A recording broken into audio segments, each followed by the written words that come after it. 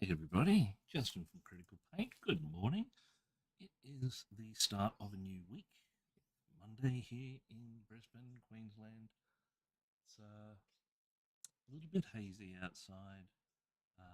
We've got some nasty weather coming our way later this week by the reports of the weatherman. But anyway, let's get stuck in. Oh, we've already got 3 people. Welcome aboard.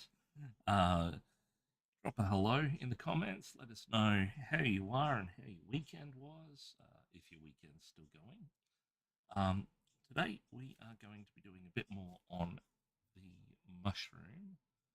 Now, as you can see, we finished that side of things, the back end, on Friday, and we're going to do a bit of the inside. Now, I've positioned the camera down so I can have it sitting sort of in focus. Forgive my Electric Mayhem shirt. No, don't forgive my Electric Mayhem shirt. I love my Electric Mayhem shirt. You should too. Um, what we're going to do is use the Green Stuff World masking putty to mask off the back end and the hand, because we are going to go into the the fleshy underside of the mushroom with the airbrush, and we don't want any overspray happening. So we're going to just quickly lay some of this stuff out. This stuff's really cool. It's like silly putty. So as you can see, we've got a decent handful. We just need to loosen it up because the cooler weather makes it hard. We'll start off with that amount. So we got one on Beam, one on Twitch. See if we can get some more. Now I've changed my schedule a bit slightly this week. May have to change it again to change the Friday stream, because I didn't realise, I'd completely forgotten about it, that I was heading away on the weekend and we are leaving on Friday, so I'm not going to be able to stream. But that's okay. So we're just covering up all that good work we did on the skin last week.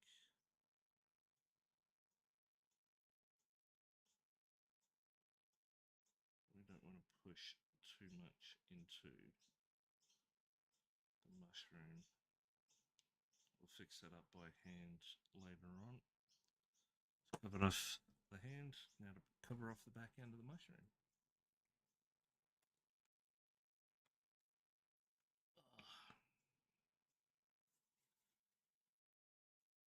If you're out there, say good day.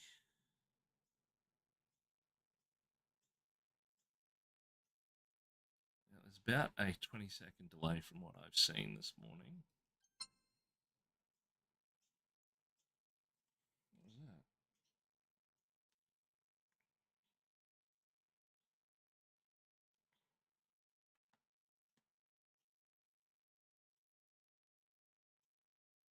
How come you're not updating?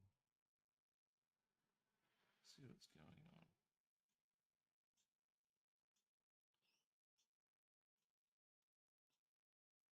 No, that stuff's alright. Thought I heard someone message in. Just going to check and see if the sound's working across other platforms.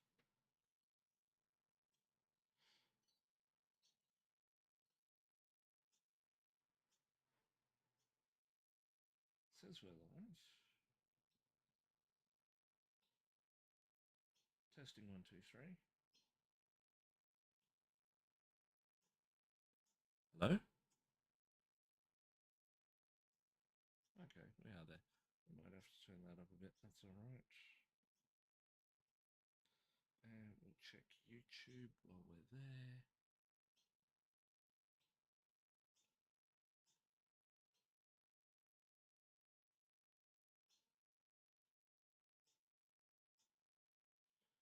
says we're not live on YouTube.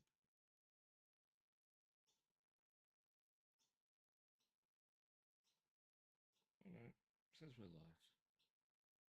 Testing 1, 2, 3.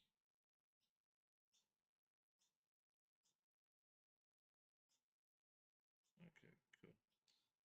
And the last one we would check is Beam. It says we're out. Yep, says we're out. Good, good, good.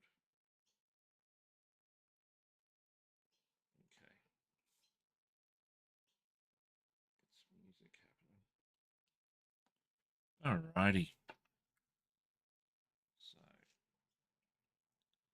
it's just a matter of putting this stuff on,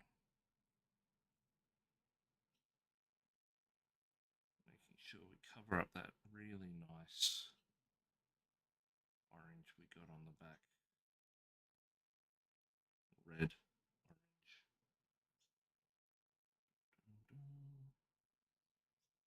So what did everybody get up to on their weekend? Anything cool? Actually went to Sea Life Aquariums up on the Sunshine Coast, which is about 2 hours north of here. We saw some seals. We saw some jellyfish. We saw lots of little penguins. Quite a fun day out. Don't get out much, but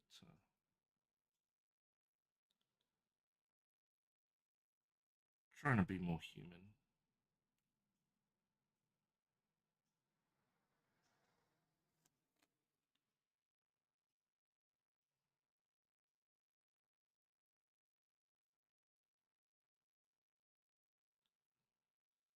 Does not have to be perfect for this bit. What we're going to do is we're going to start laying down the fleshy tone on the mushroom. Now, what that's going to entail is, well, viewers, welcome aboard. 2 on Twitch, 2 on Twitch, 2 on Beam, 2 on Twitch. It's very early for me. I'm normally not up this early. I'm trying new things.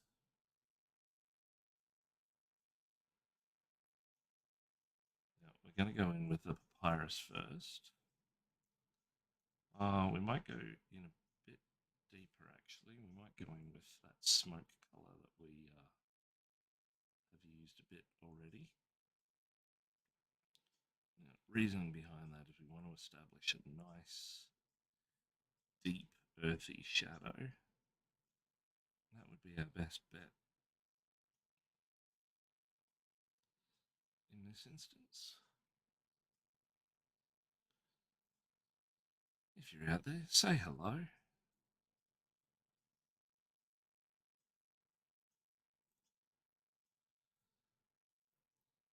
I like meeting people that like checking out my stream.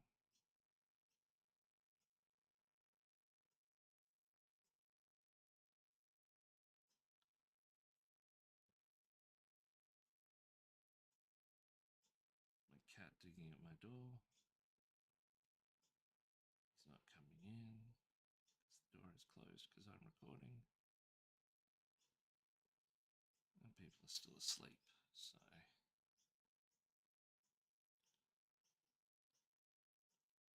okay, there we go. That should be a decent enough coverage. Hit that first level.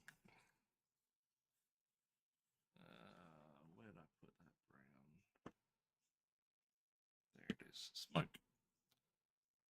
And the Chimera Velvet Inks. Just going to go over all of those deep recesses. Now, because this stuff is a little bit thicker than normal,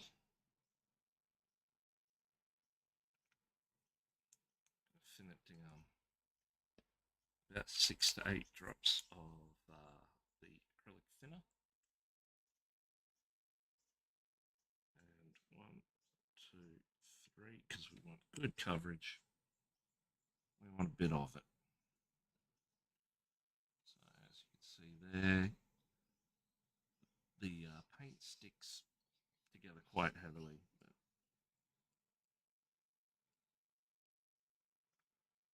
let's mix it up in the bucket. Cup, cup. Till it's all broken up.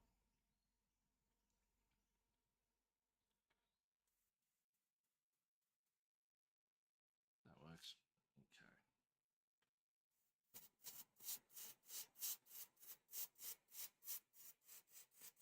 Just going around the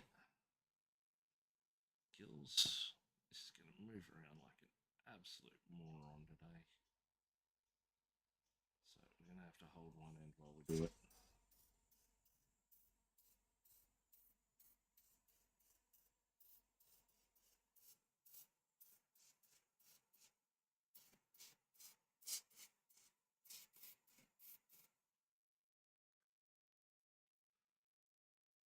That's a bit thin, so it's going to bead in spots, just like it has done there.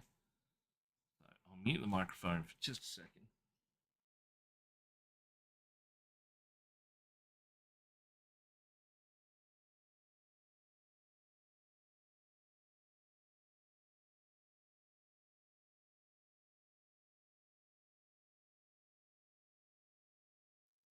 Now that's beading because it's too much thinner. So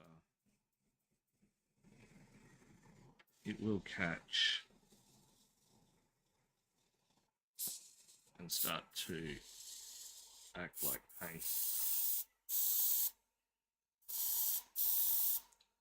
Probably going to have to do this a couple of times to get the coverage we want. We don't want it too heavy, but we want it just enough to give that rich brown undertone.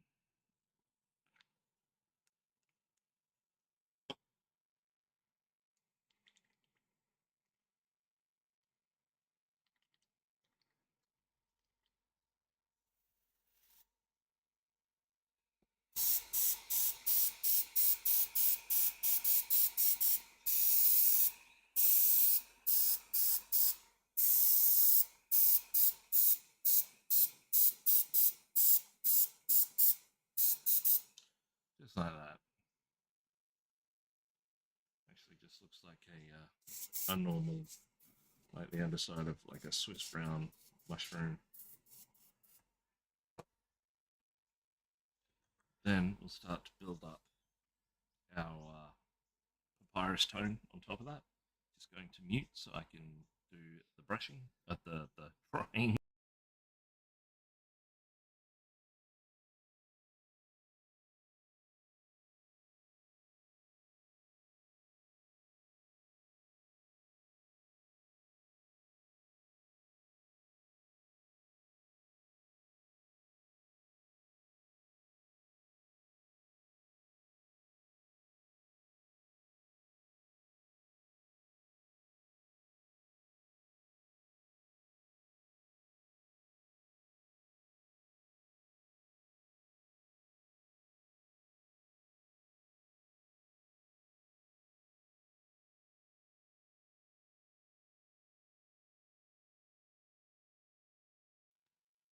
Okay.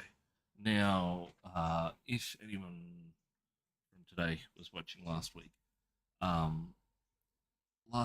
we did the skin tone on our gnome, and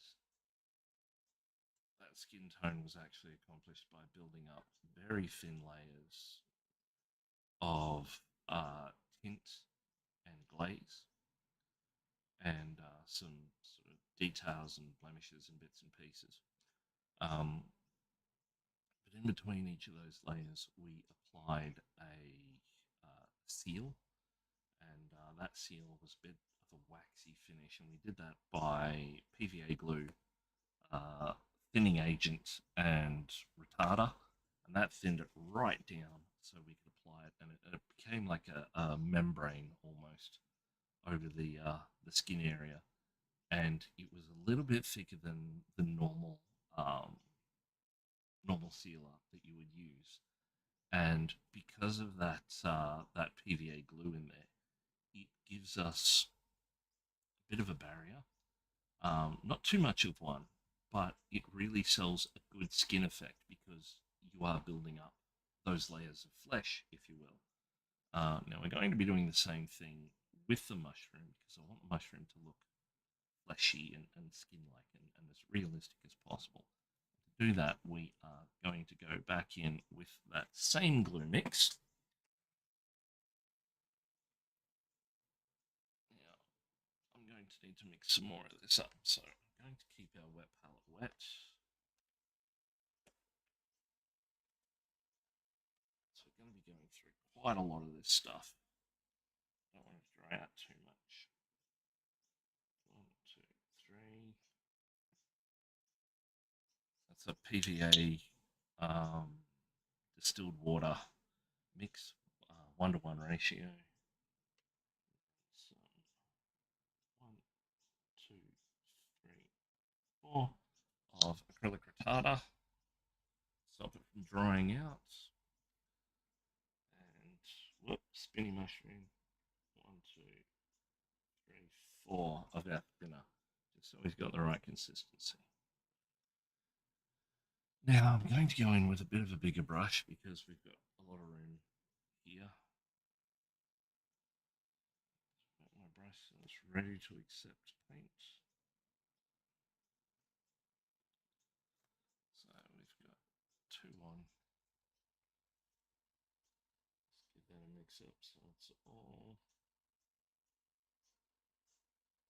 mixed together. And it's just a matter of going all over what we've already done.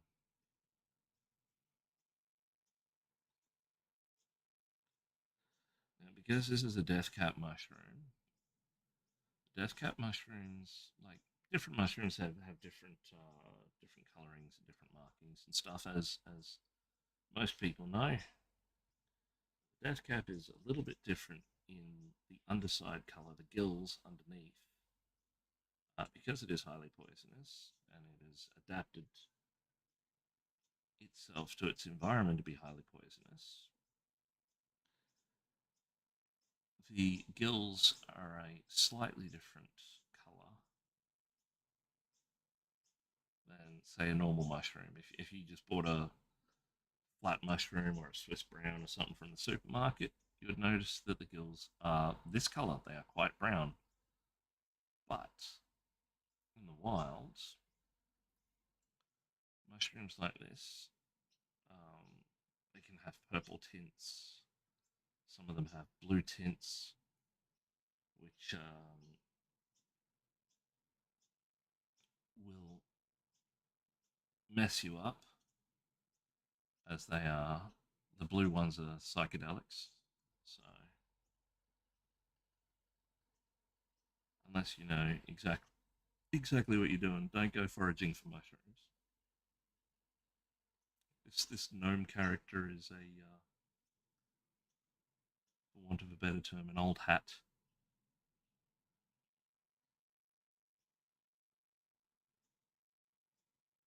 Just going over with one coat of our. That was completely off camera. I should move it back now that I am going to be doing this. There we go. So that's showing up quite dark.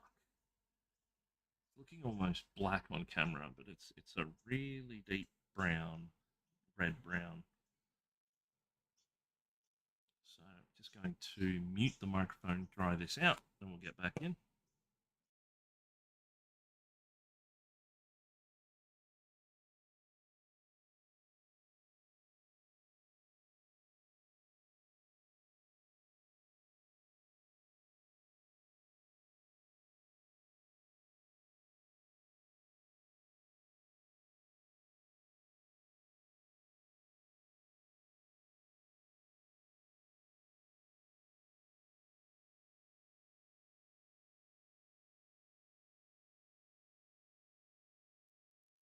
Yeah, it's nice and dry. Actually, while we're here, do. Where are we?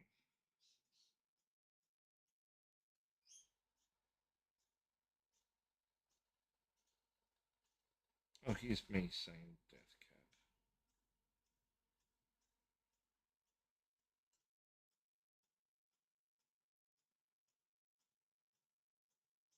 Okay, we'll just do these ones here. I'll swap it back over to the mag key. Oh, just overhead. I've already got that.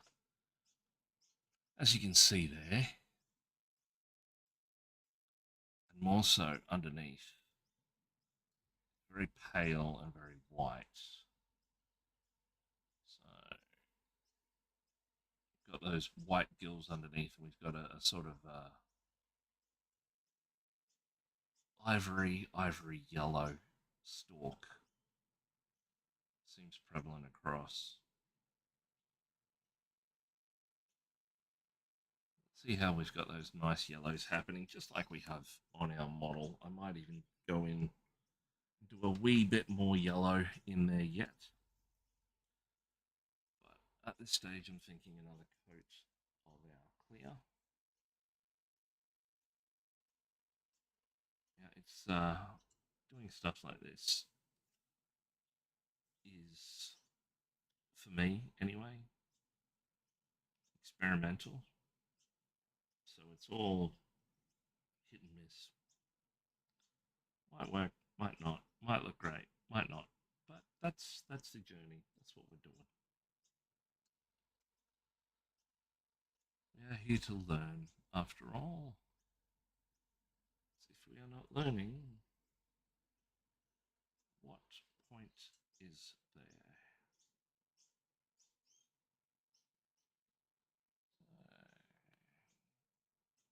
Say hello. Don't be shy.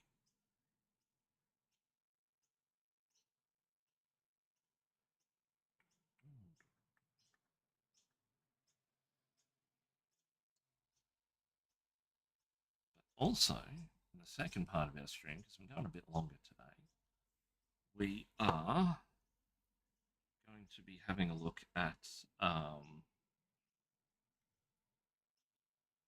Dragon Eclipse, which is a board game. Now, I'm not going to be playing the board game. I'm not going to be doing an unboxing. I've actually got a commission from a gentleman up in Redcliffe for 60 dragons. So that should be interesting. Just going to mute this mic so I can dry this out and then get back into it with the airbrush.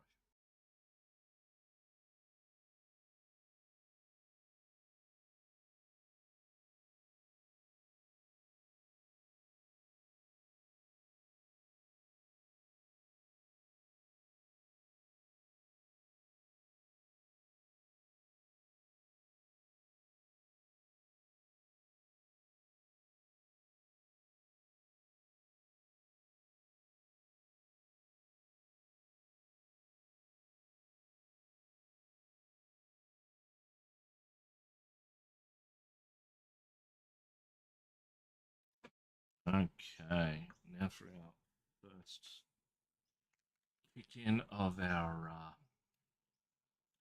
iris color. And we're just applying that straight into the airbrush because we want to build up, or start to build up our lighter tone. But we don't want to sacrifice that beautiful undercolor that we've already got from the smoke.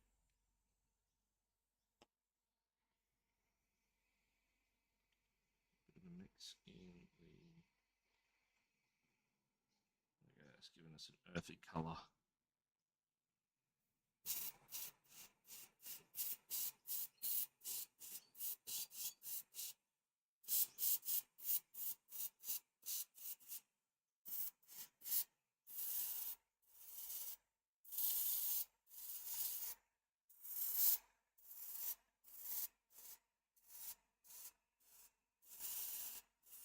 We should get this mushroom pretty much finished today.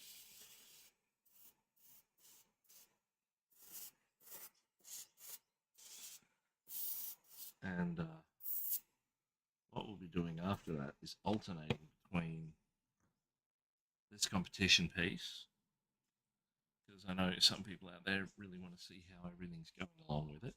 I'm going to continue doing it on stream, but we'll also be doing those dragons just to break things up, get some different techniques happening, and you can see some different colors.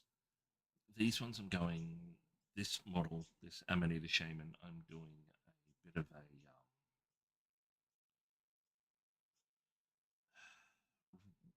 more realism based, so I want to make it look sort of as realistic as possible so he can jump off his plinth and wander away with his mushroom. The dragons, we're going to go a little bit creative. Now, we've got a guideline in what the dragons look like in the game. There's existing artwork and bits and pieces, that's fine. But we're going to chop it up a bit and stylize it and make it look vibrant and catchy because, after all, this is a tabletop game. That means there is about 2, possibly 3 feet between your eyes and where the character sits. So we're going to be pushing contrasts so we can actually see what it is and not a multicolored blob on the table. We want to be able to determine what it looks like. And to do that, contrast is the most important thing, vibrancy, and clear determination between the sections of the model. And you'll see how we do that in that. So now we think I need to dry this. Okay, we need to dry this first. I'm going to mute the microphone.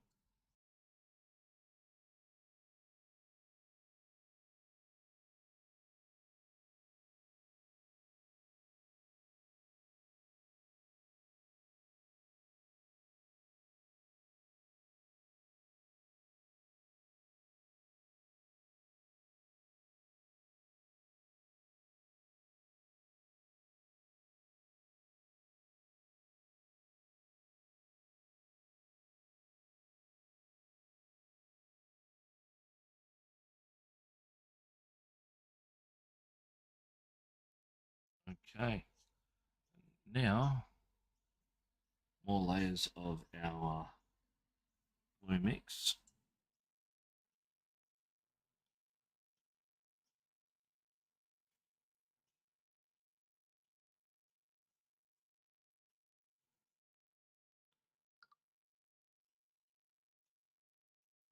Kofi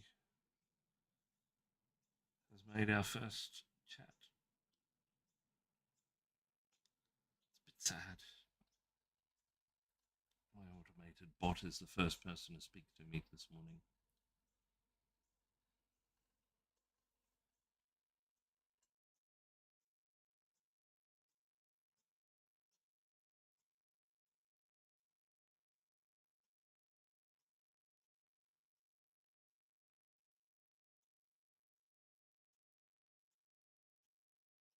You can probably already start to see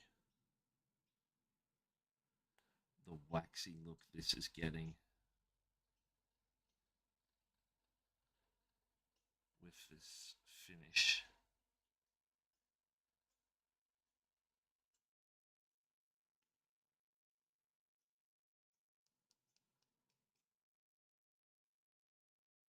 Dating back to, well, just circling back to how I found this, there's a couple of artists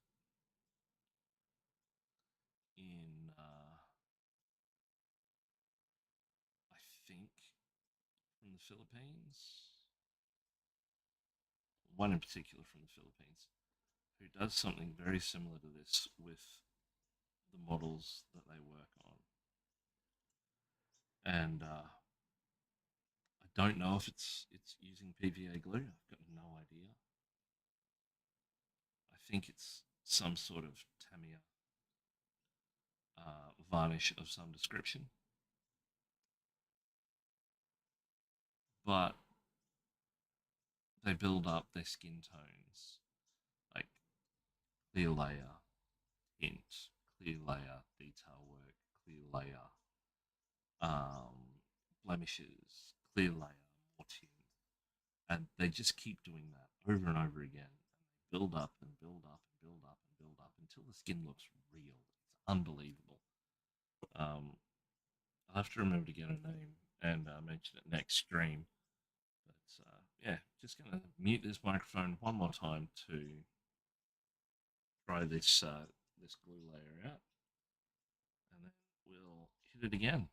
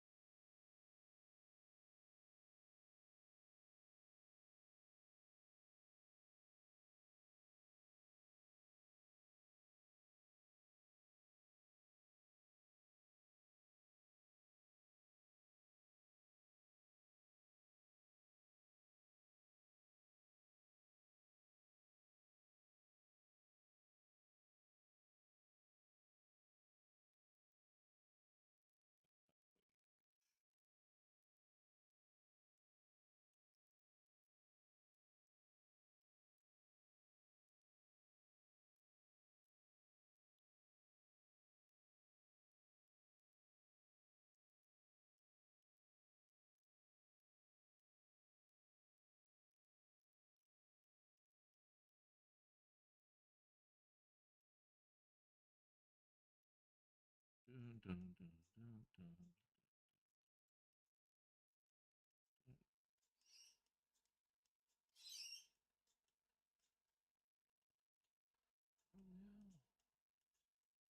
Well, I was meant to say stranger.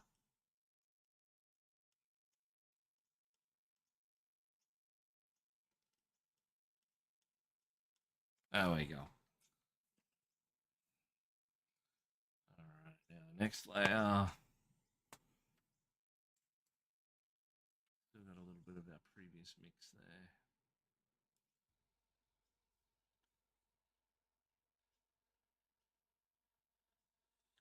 Wow, it's going to be humid here today. I can just tell. The amount of speed at which this paint is drying out is a bit ridiculous today.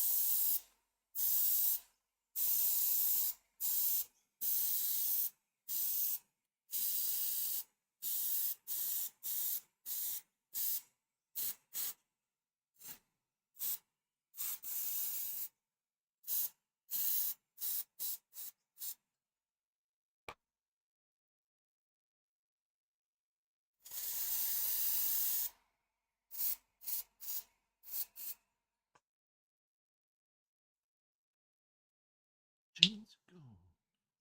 You can fall pretty strangers and promises they hold. Promise me everything. Okay, just gonna dry this out again.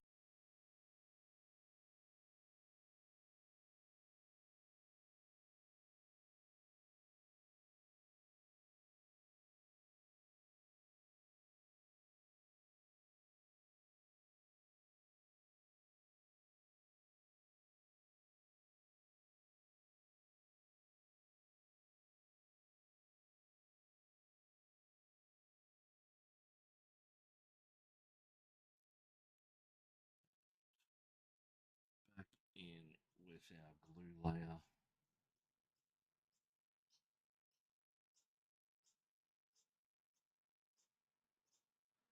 Start to see that the colours starting to come in slowly to where we want it to be. Those nice earthy hues happening. Then once we've got our main body of work down on it, we will then pick up later on with our tints and OSL. I said we'd go through a lot of this glue. We've just gone through our first batch.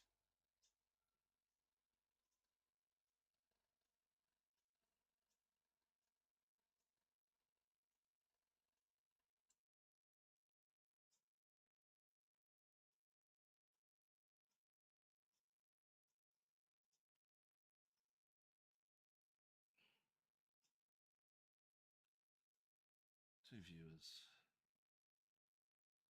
Should be able to see who the viewers are.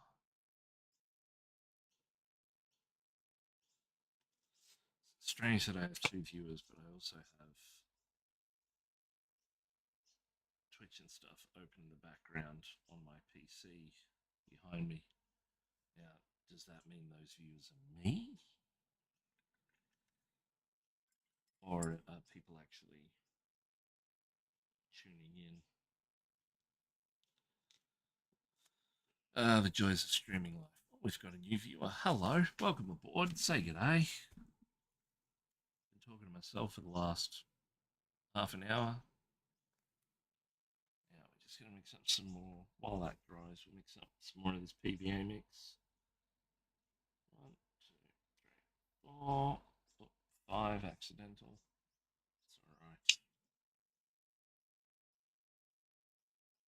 1, 2, 3, 4, 5. This will go evens on all of it. 1,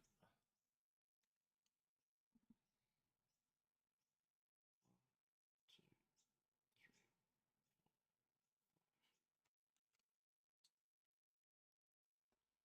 Give that a mix.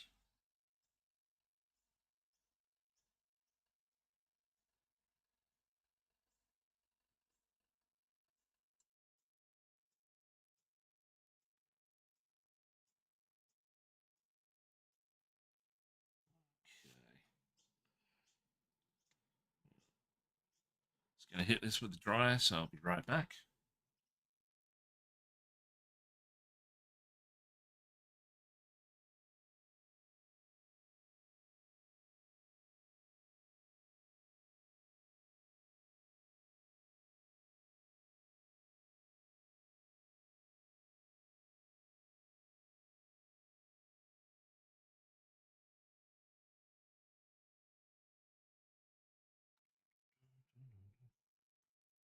Okay, so now, because we've got a nice even tone,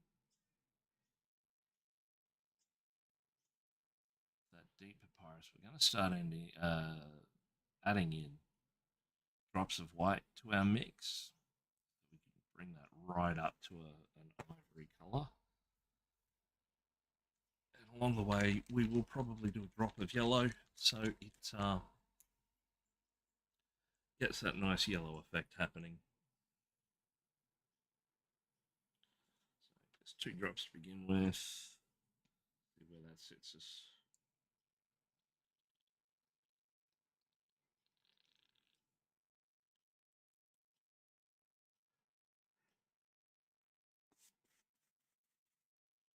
Okay, might thin that down a little bit more.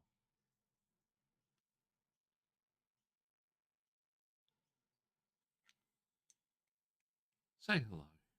Don't be shy. I'm Justin. This is Critical Paint Studios. And we are painting Amity the Shaman. More importantly, the mushroom from Amity the Shaman.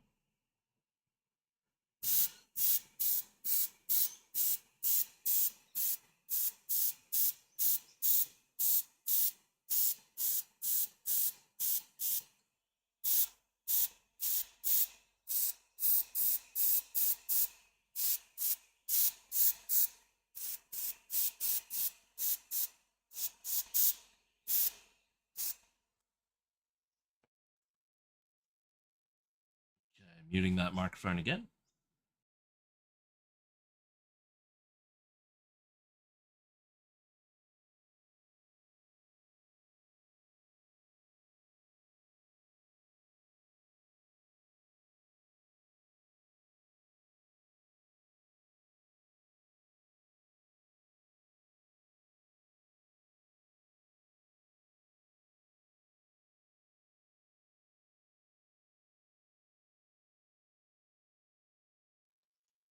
Just fixing up our putty as it gets warmer. It starts to run and droop, so just have to adjust it every so often. so we don't ruin that red on the back.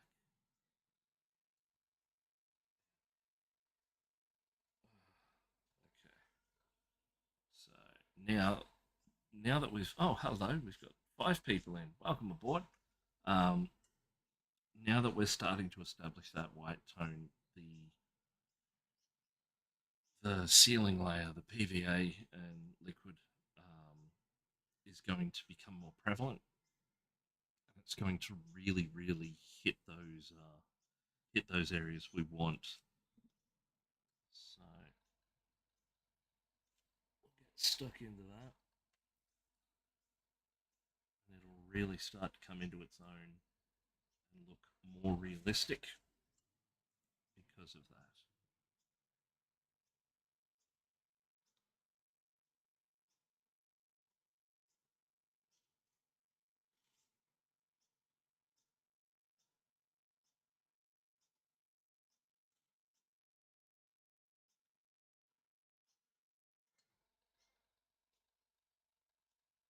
So once we start to get right up to our ivory color, it's going to become very important to sell that fleshy look of our mushroom.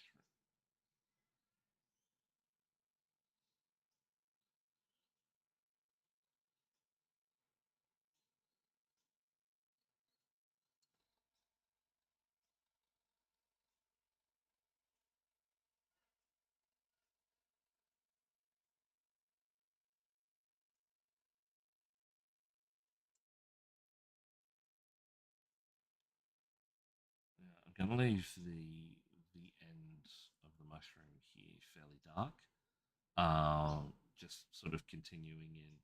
Then I'm going to come back in with that smoke color, which is really deep red brown. We're going to sort of dirty that up a bit and make it look like it's just been pulled out of the ground.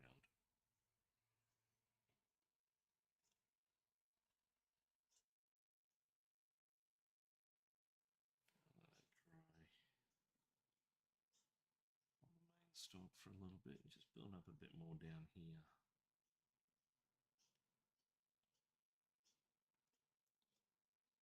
Where's everybody coming in from this morning? Trying to stagger days to see who likes me from what country, and so on and so forth. If you like what you see, remember to follow along. This is going to be a big project. And now that I have a commission as well that we will be working on, that will also be appearing on stream. I have asked the client if that is cool, and he has agreed, which is nice.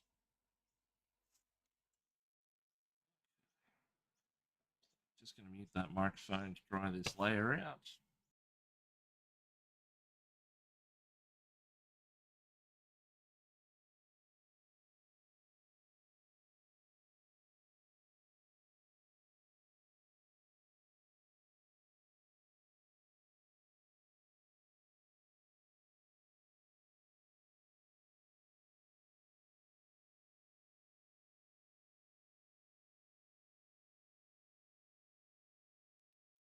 In case anybody is wondering, this is I don't know what brand it is. It's just an old Kmart hair dryer. I think it cost $20. But yeah, just as long as it's nice and hot. Well, not nice and hot. You don't want it too hot because you concentrate heat too much on specifically GW models, they will warp and you will never ever get them straight again. So, important bit of knowledge, number one for the day. Now, we're just going to push in some more white.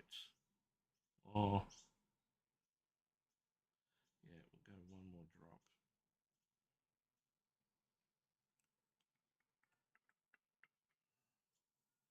So, we've got 4 people on Beam, 1 on Twitch. Welcome aboard, folks. Justin Lane, Critical Pain Studios, painting Amanita Shaman. More importantly, Amanita Shaman's mushroom.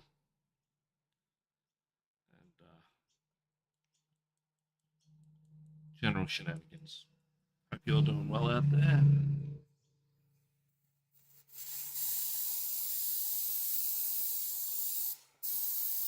Just going through, building up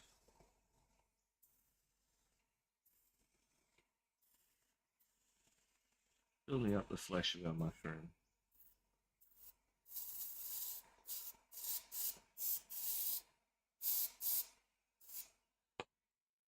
Now, dry that out. Next layer of glue. It's just back and forwards at this stage.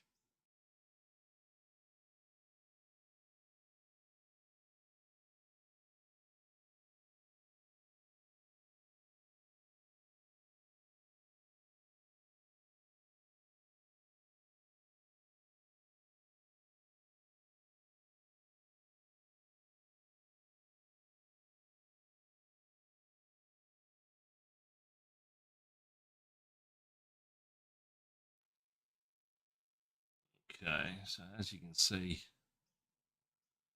starting to really bring that light tone up.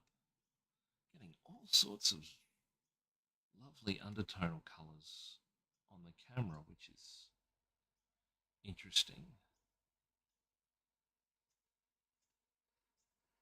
But yep, applying our next layer of glue, seal all that work in, give us that waxy barrier between.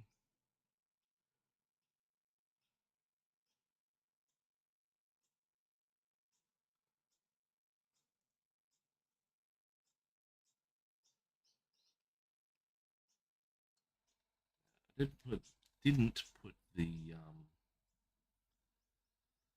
call out on my socials this morning, so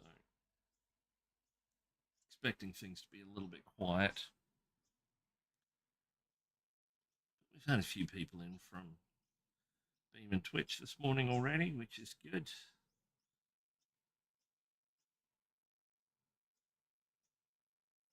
So I'm not like a lot of the streamers out there that have a lot of glitz and glamour. Not knocking them. Each to their own. But this channel, while yes, I do want to know more people, it's more about the artwork, this one, and the technique and learning and sharing experiences and things like that. If people suggest that they want to see all that stuff, I am investigating and testing out different ideas and seeing what I can get working. Okay, while that dries for a second, I'm going to grab a quick mouthful of drink.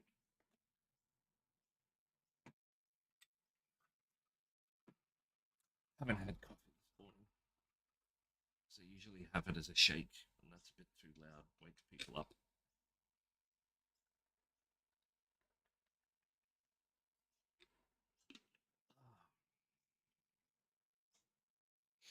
Okay. So starting to look waxy, as you can see. Still a bit shiny, but we're going to mix in a bit of matte when we seal everything up. So one more layer of hair drying. I'll be back shortly.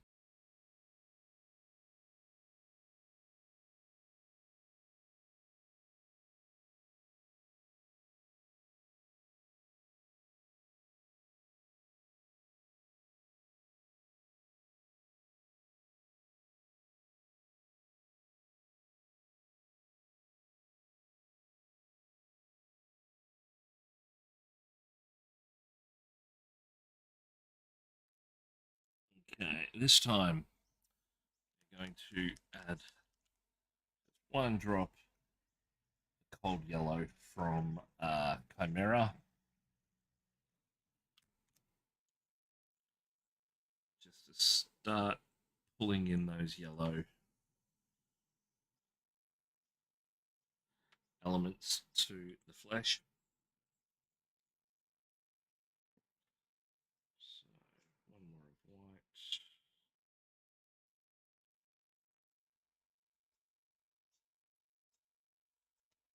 And then we'll throw some of our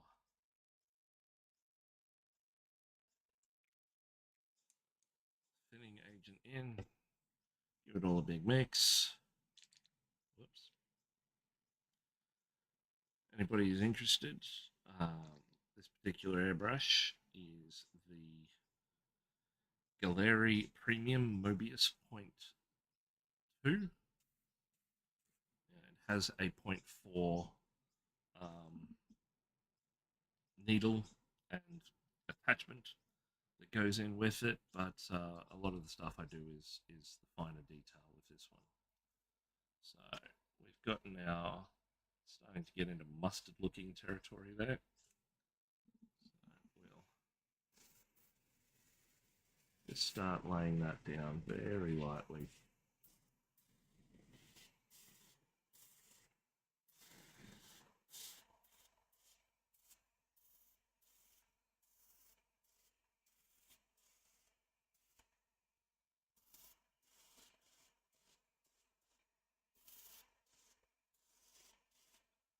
Now, I'm going to go a little bit heavier on this layer.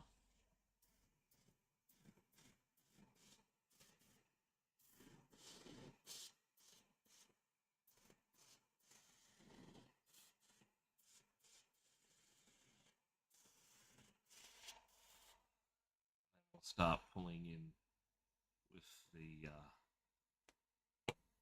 white. Make that an ivory finish by the time we're done.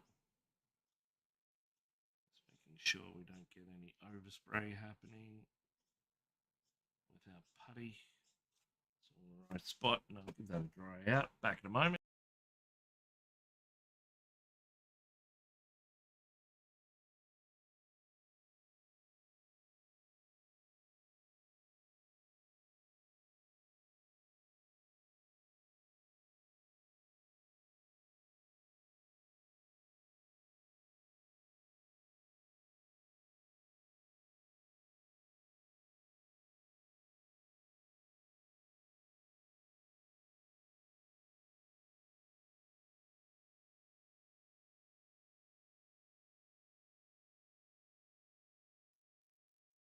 Okay.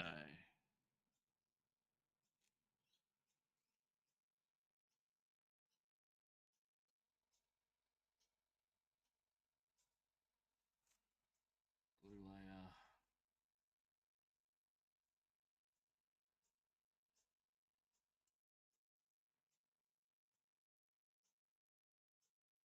And we'll go one more time with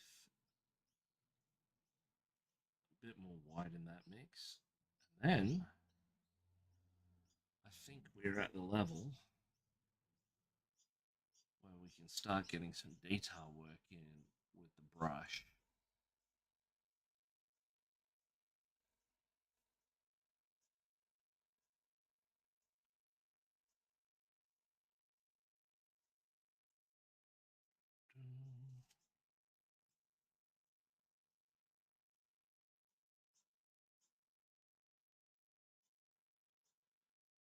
We're going to need some more of our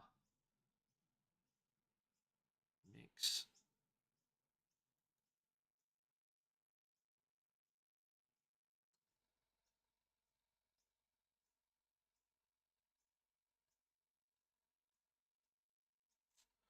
We are almost in a place where we can start mixing up or start doing some brush work.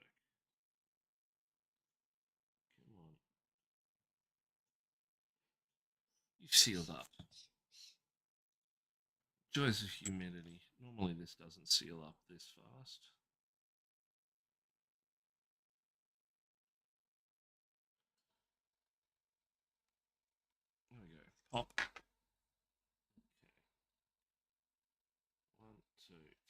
4. A little bit thicker this time. See if we can get more happening. Welcome aboard. 1, 2, 5.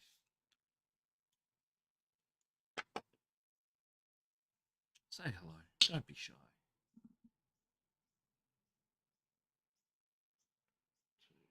3, 4, 5.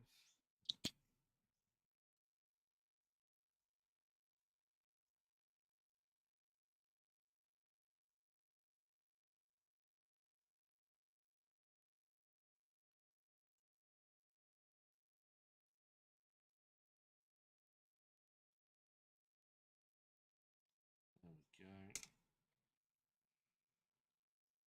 Okay, one more layer of white.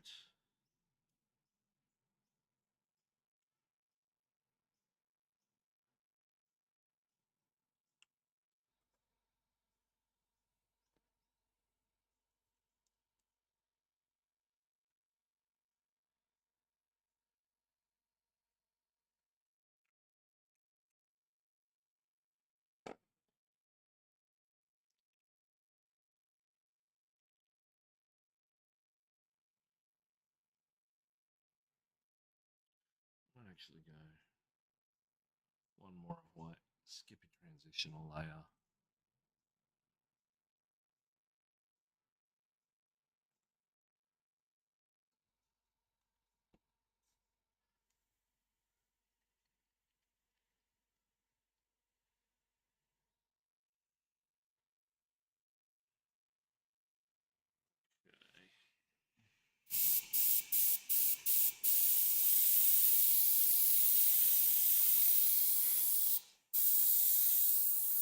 That's where we want to be.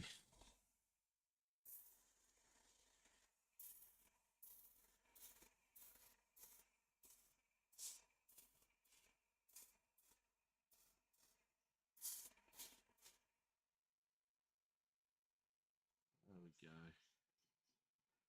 Looking a bit poisonous. What do you reckon?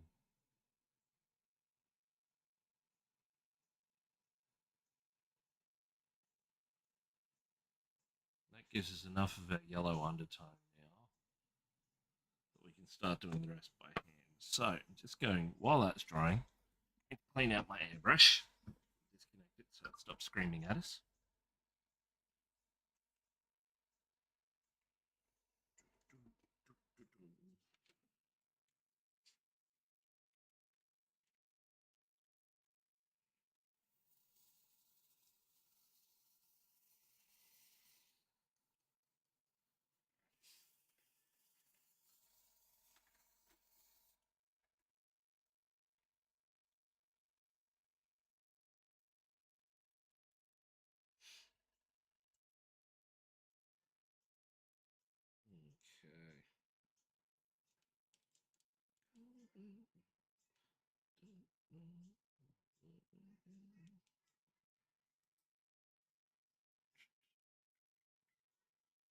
John Beam on Twitch.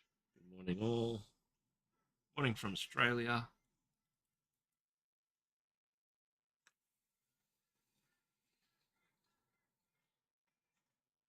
Actually, this tissue will work.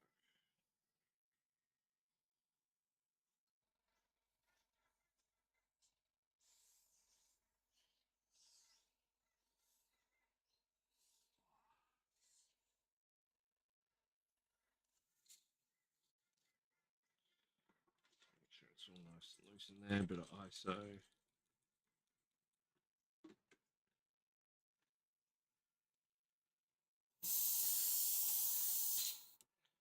Just to clean the junk off our needle. Gonna have to run through and do a good clean on that, I think. Okay, how we going? Still a bit deep in spots. All right, I'm gonna hit this with the hairdryer, and then we'll seal it again. Then we'll hit it with a hairdryer again. Then we'll go in with our lighter tones, and we'll start sort of doing some brush work on it.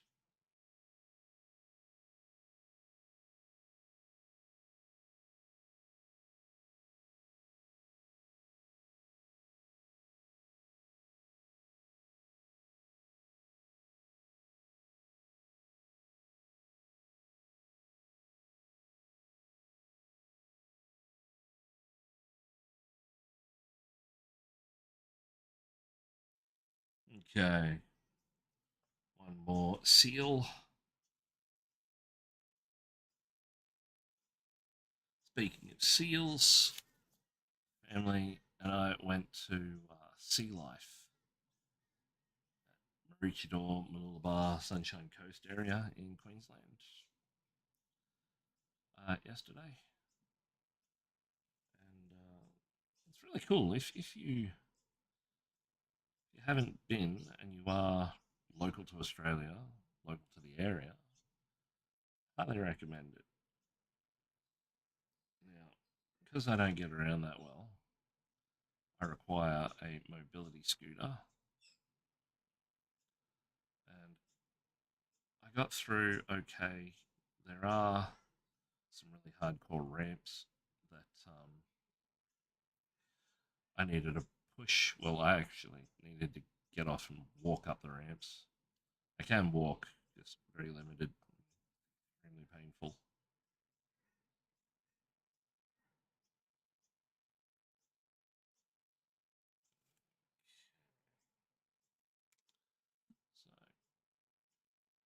So it's looking a bit nuclear, isn't it? All right, just going to seal this layer. So muting the microphone, using the hairdryer so I don't deafen you all.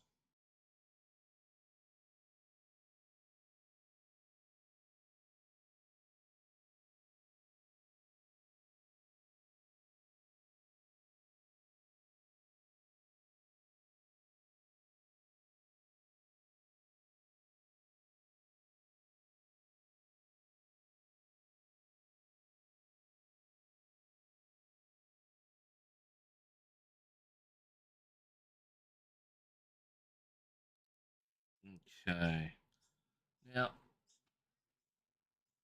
just going to position the camera down here so you can see what I'm doing. I'm going to take off the masking putty. So we can start to see what it's all going to look like.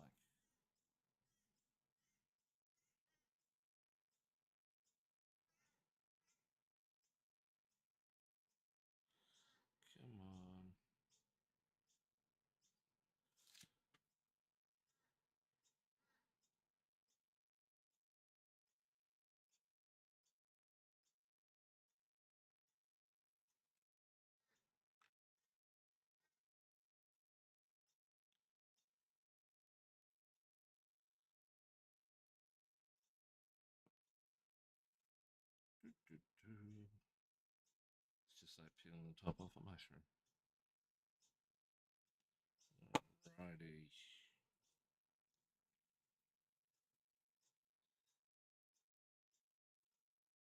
Mini reveal one. Alright, so as you can see, we've got our nice back section there. Yeah, I'm going to update with a bit of orange, bright orange, yellow. See, we've got a little bit fix up, but it's all starting to push in together. Not light enough yet, but we'll get there.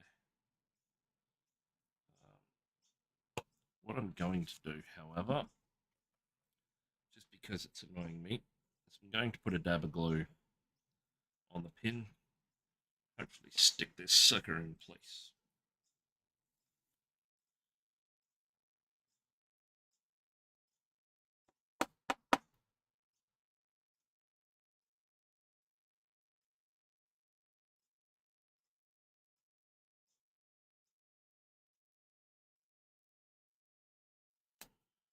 Okay.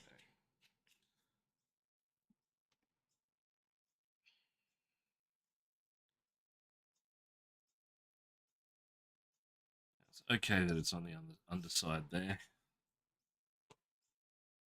so it doesn't go anywhere.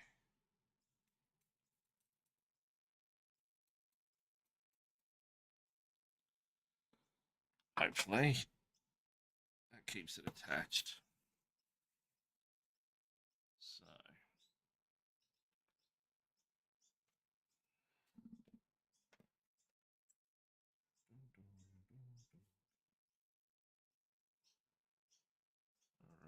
So our main components now are going to be our papyrus, our white, just a tiny touch of yellow.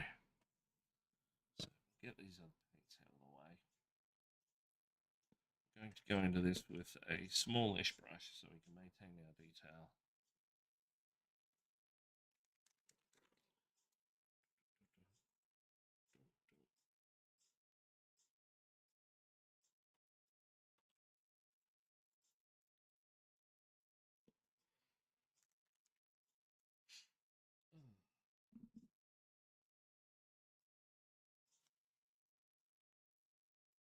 Hour down, 3 hours to go.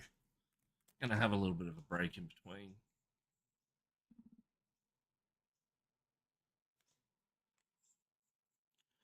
But hopefully we'll be able to get to a point where this mushroom's pretty much done.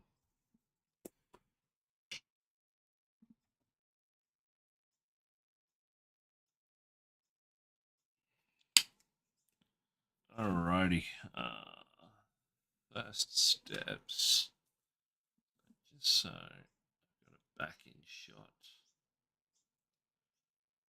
And focus. Right.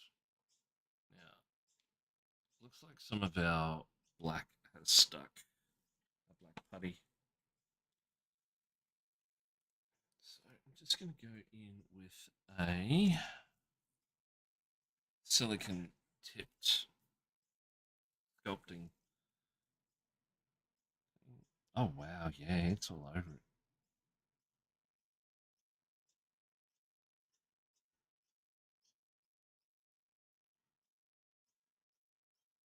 Might have to go and do that with something a bit harder.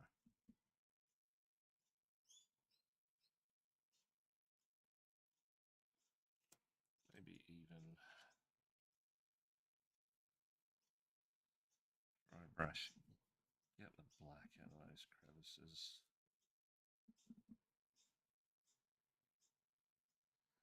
Yeah, I'm able to do this because we put down those glue layers and they act like a sealer almost.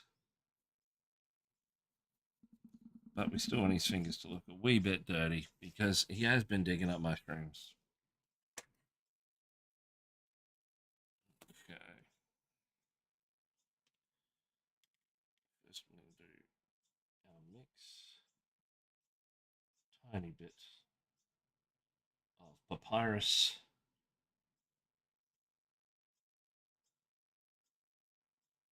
Quite a bit of white. Tiniest touch of yellow.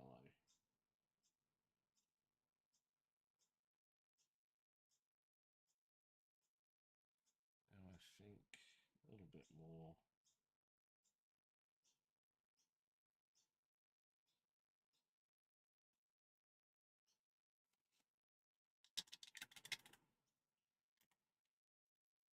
That should give us a bit more depth of what we're going for in spots. Yeah, there we go. There it is. That's our next layer. Not going over the whole thing. We're just starting to bring up those highlights. It's going to be subtle to begin with. And then we'll start to get to the starker white and yellow, sort of a frosted yellow.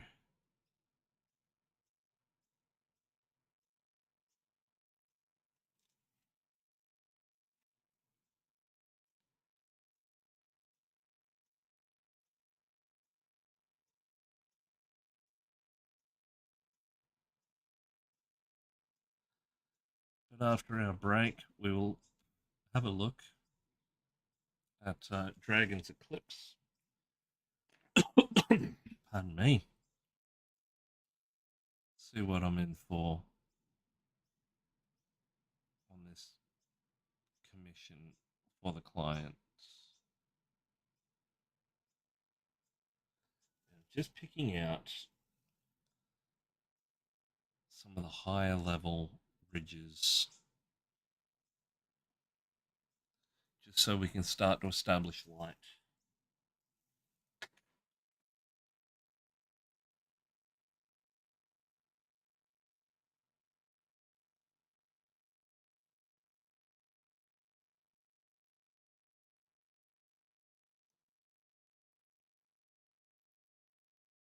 Some of this spot is going to be in shadow, but we still want the fleshy section a bit lighter than other sections. So the mushroom sits across his shoulder, and this bit's sort of pushed up against the hat and beard region.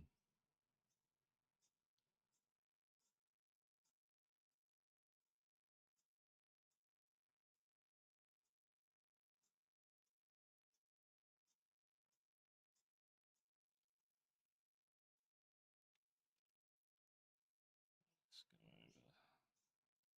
Actually, separate a little bit of this mix.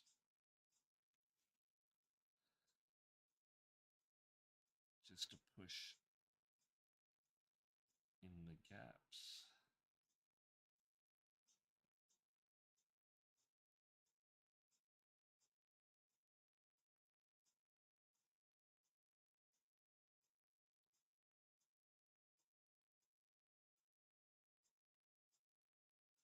It's alright that a bit of our undertone comes through in there. That's fine. Give us some shading and depth to work with.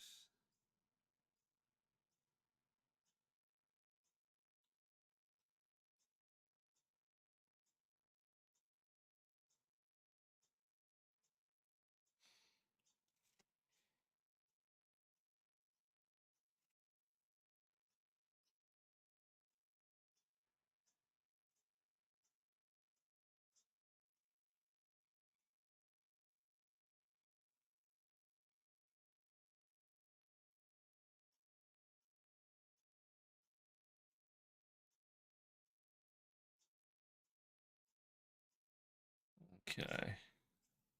How's everyone going out there? What does the day hold for you?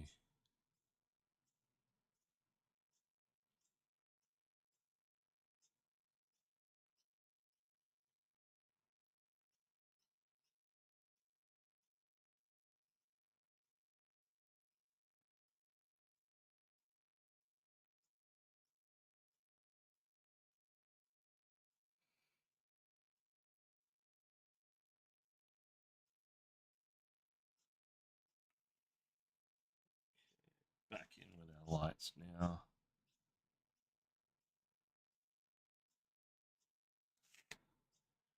Looks like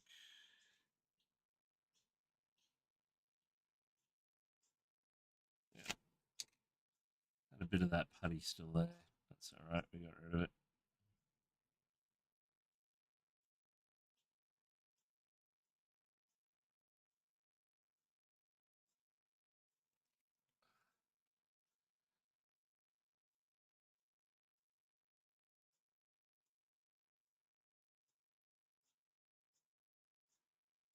Just hitting those high points just to establish a light.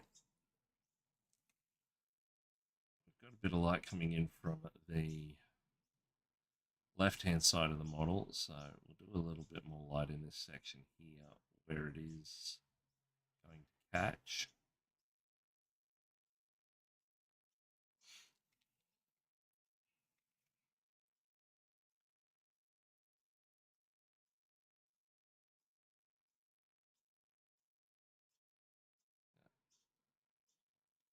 Even though at this stage we are just still developing, not even, I suppose we're getting close to our mid-tone.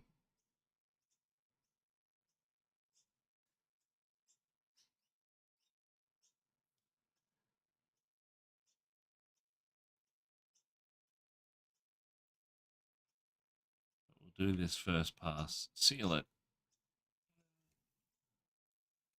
do it again. That should push all of our brightness right up.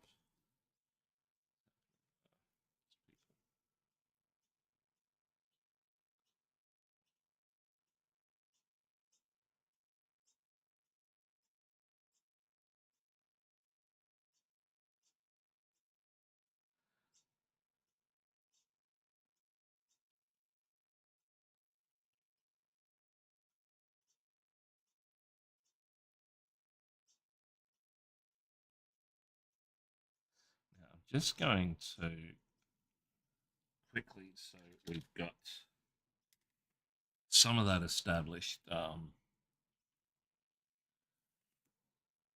light tone on the gills. Just going to hit some sections with a dry brush towards the middle and upper sections, just so they start to get that.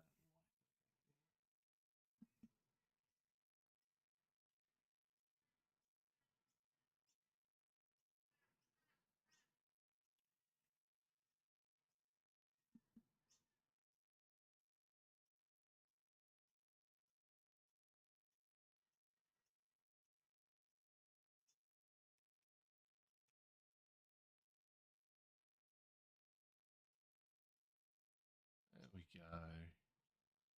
You can still see we've got a lot of that yellow tint happening. Now, just try that out. And then we'll hit it with some glue.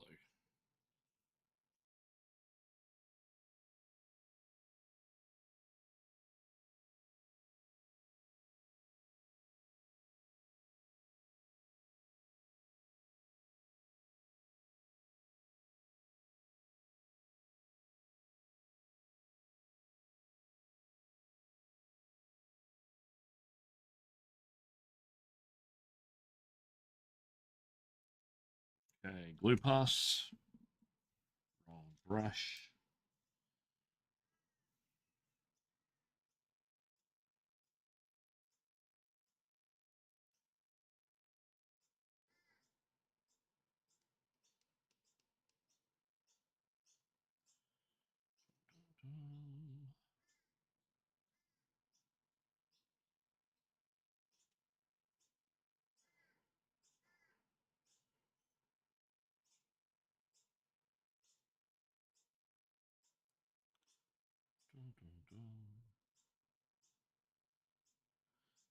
Two on Twitch, two on Beam. Welcome aboard.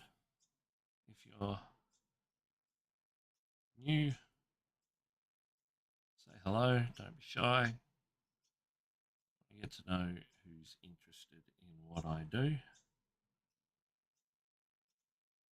Don't have to tell me who you are, just say a quick g'day. If you would like to remain anonymous.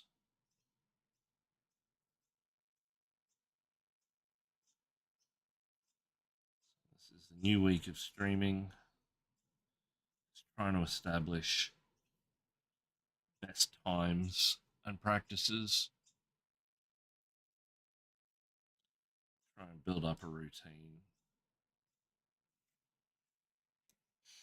Okay, just muting that microphone again to seal this in.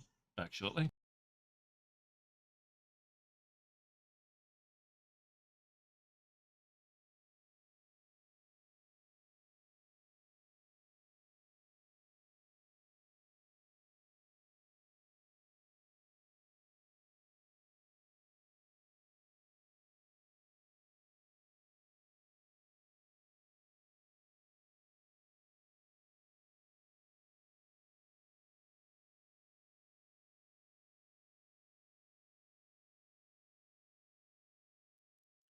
Okay, now to our mix, we're going to add a little bit more white.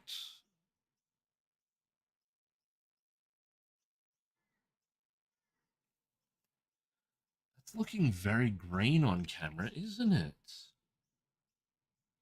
Interesting. It's not that green in real life, I'm assure you.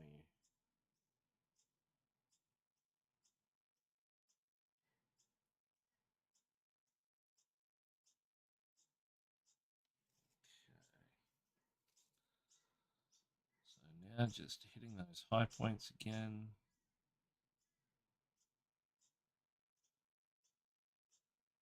So those points where the lights are going to touch.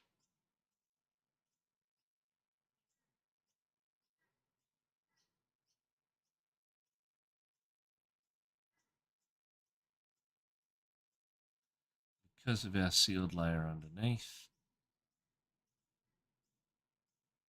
we're starting to get that depth happening.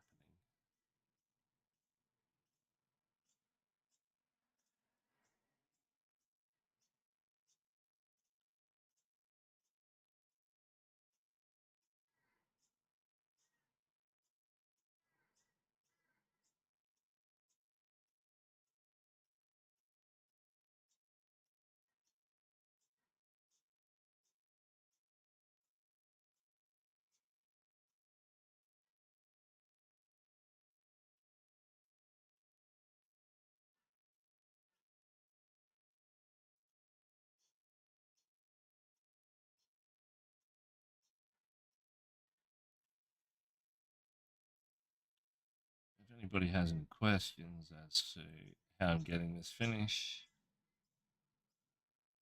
let me know. I'll go through it. But, this is the Amanita Shaman from Creepy Tables.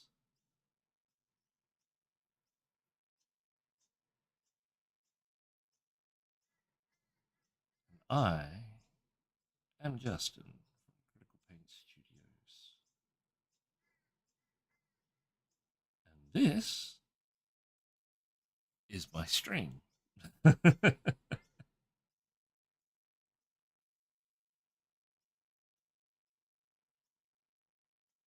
And we're just building up layer upon layer. Getting some nice fleshy mushroom happening.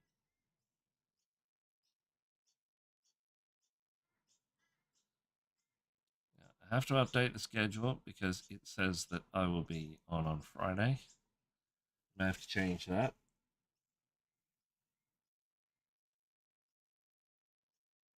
Because I'm actually heading away.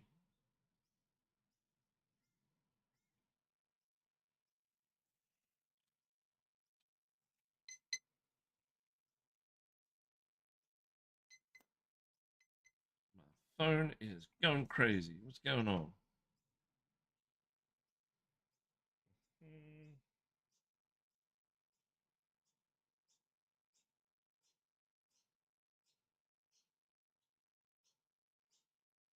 Nothing.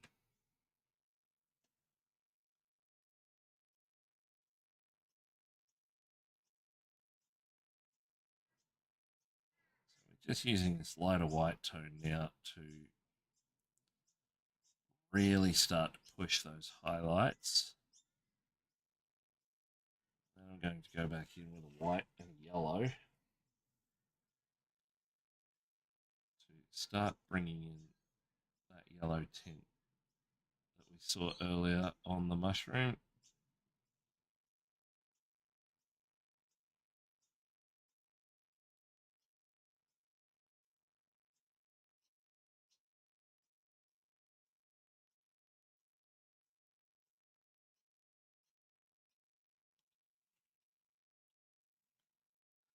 That transitional layer that we've been laying down with the glue will really start to come into effect. It's already starting to now that I can see,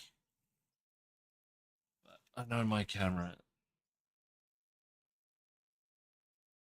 tends to miss a lot of the details at this stage. So I'll take a couple of high resolution shots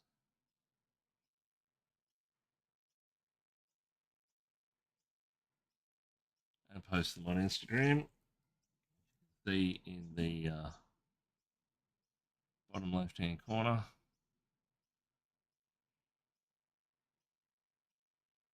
So drop a follow so you can keep track. It's where I announce when I'm jumping on. So may do some impromptu live spots, and that's where I will post those when and if they happen. As you can see, that white is really starting to come in now.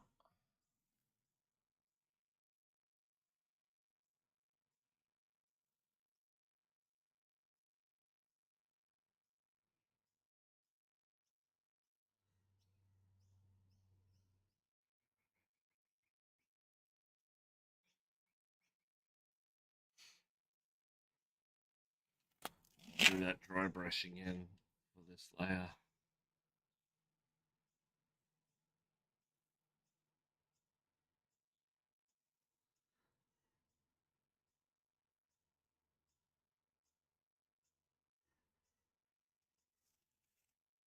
It's hitting the ridges of the gills.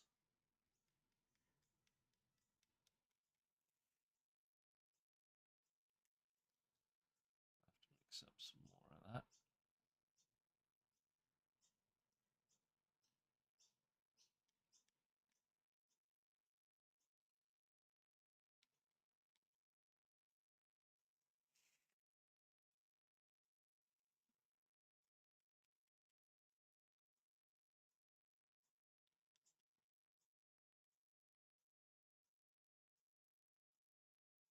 There we go.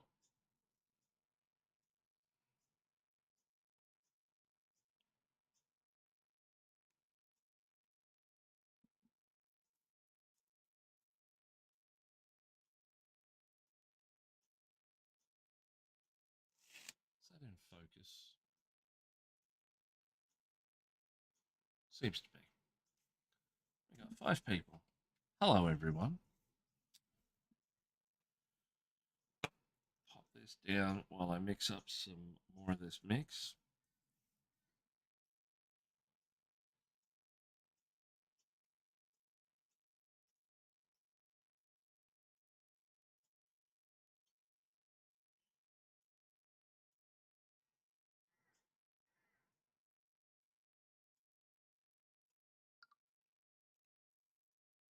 Oh, that was Kofi Bot. Touch this yellow again. Just going to make a separate mix over here with a bit more of that yellow. So we can sort of hit some of the areas off lighting, because we want that yellow effect.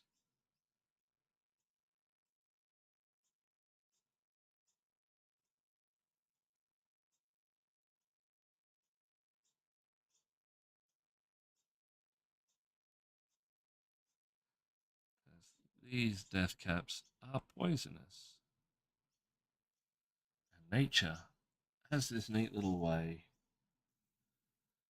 of adding bright colours to things that are poisonous. So stupid people like us don't eat them.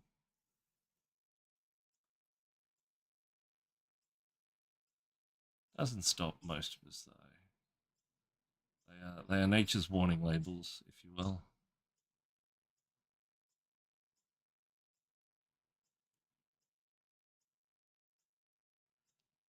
Because this yellow is an off color of our white,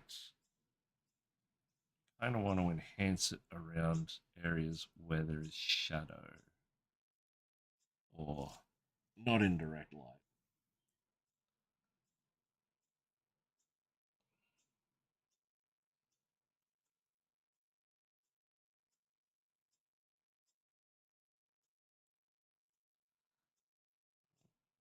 Popping this in before our next glue layer.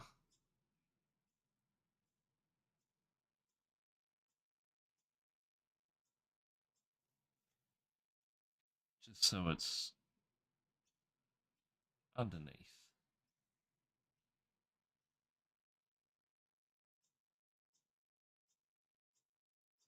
Doesn't matter if it's a bit rough at this stage because we do have quite a few layers to go. I did buy myself, talking last week about buying myself some gel bows. Can't get gel bows in Australia anymore, which is a bit of a butt. So I got these ones from Vadia. They're about $25 on Amazon. So these are my new elbow pads for when I'm needing to do up high work like this.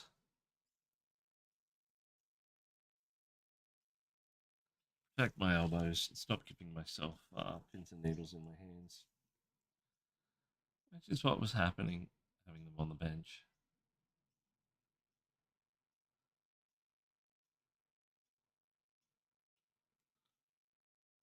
Okay, so as you can see, we've just got that little bit of yellow happening. It's not too obtrusive, but it's still there. We'll do the same just in a couple of the outer areas on a mushroom. The gills, I should say.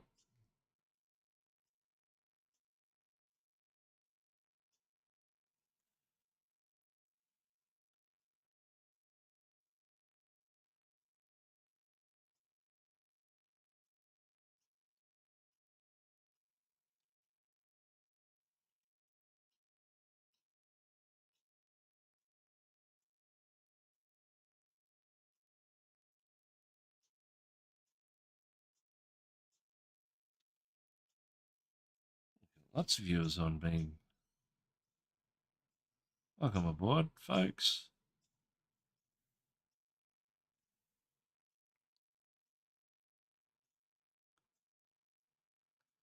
I wonder if Mr. Angel Munez himself would drop in today. He dropped in last week, which was a bit of a surprise. Oh, I spotted rogue hair. Where did my tweezers go? Put them at the side here, didn't I? No? Where are they hiding?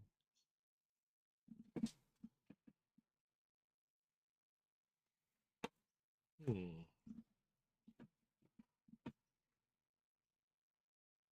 Not back there. Where'd they go? I did have them. Ah, there they are. Hiding behind the paints. Yep. These things, Rhino, Switzerland, standard, very fine tip tweezers. I use them to get rid of the cat hairs that occasionally make their way onto the paintwork. There's a bit of something there as well. Is that a bit more of that? It is too damn putty. Let's see if I can scoop it.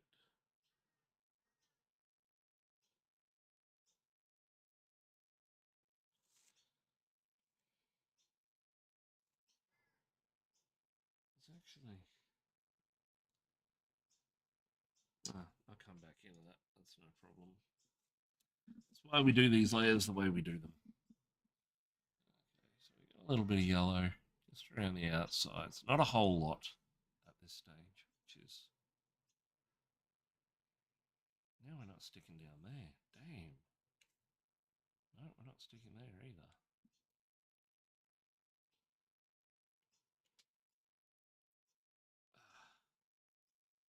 Oh well, I'm just going to have to maneuver around it.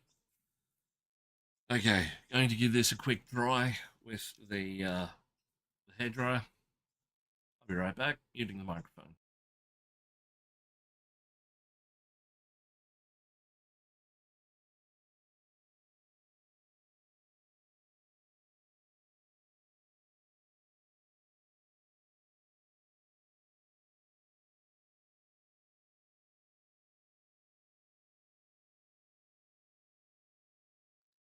Alrighty.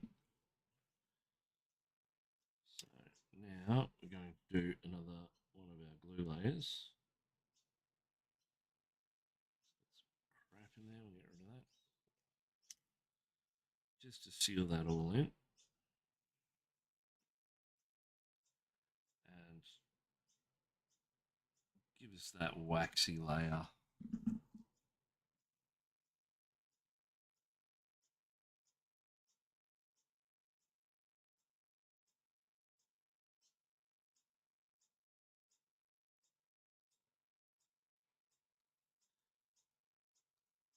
There's nothing too spectacular about the mushroom as yet. Well, the bit that we're working on, I really like how the back turned out.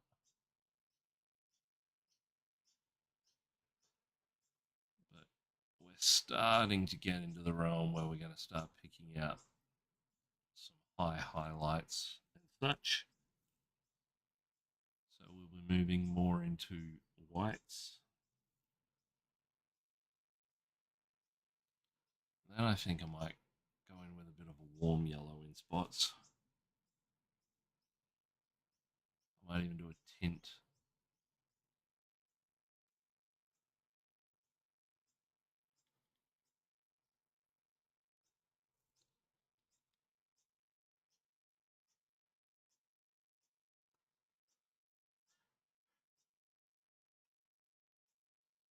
Okay, quick dry, and I'm going to do another layer of that. You can see we're starting to bring it up. It's already considerably brighter than our hand.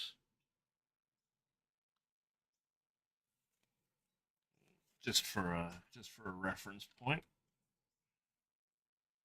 So it'll be sitting across the shoulder like this. You can see we've got that tone. We need to push it a lot higher just to really bring in that contrasting effect. Just going to dry this off. Mute microphone again.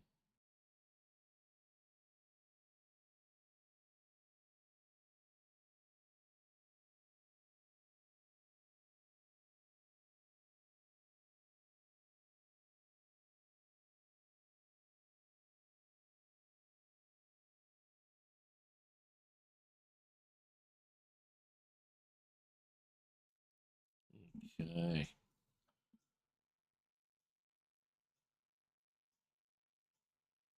Yep, we're going to hit this with one more layer of the glue before we move back onto our whites. Our light tone, it's not white yet. It will be, but not yet.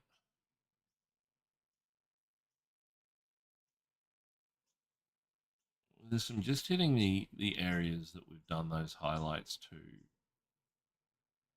in our last one. So we don't really have to build them up onto the places we haven't painted yet. We will do. We'll do that every second or third layer.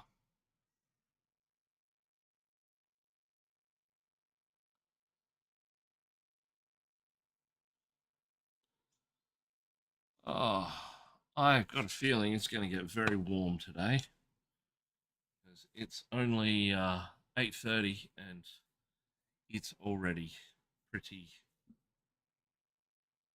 hot.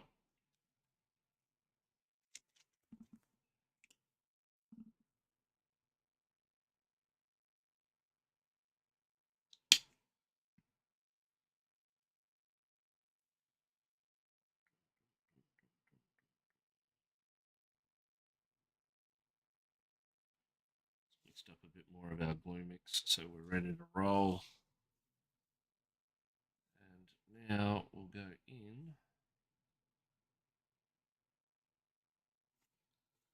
Let's see if, yep, that's a lot wider. Awesome. Actually, I didn't dry that at all then. That was nearly bad. Okay, muting the microphone, drying this off.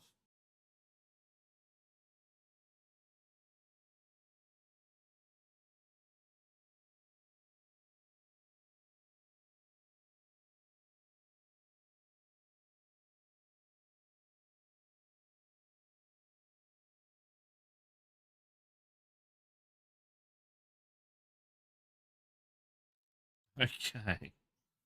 Let's try that again, shall we?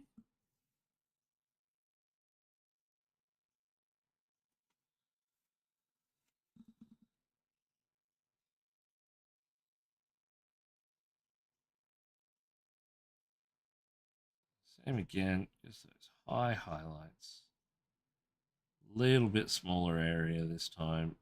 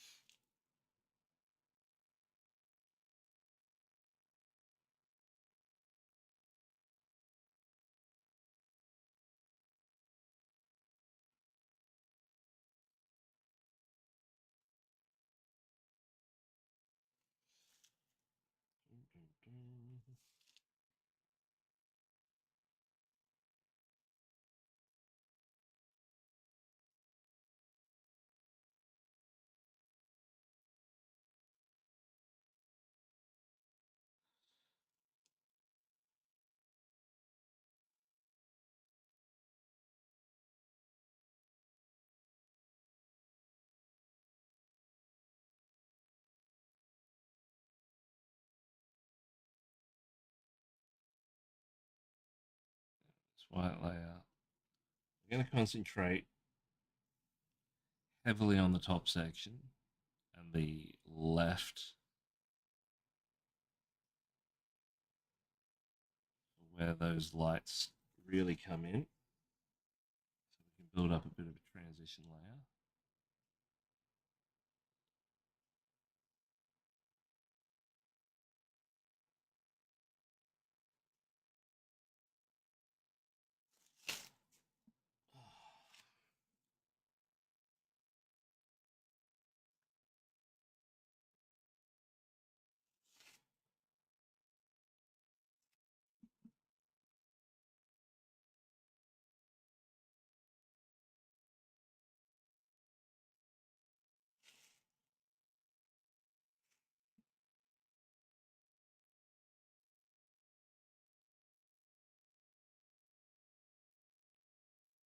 So we've had some lurkers this morning.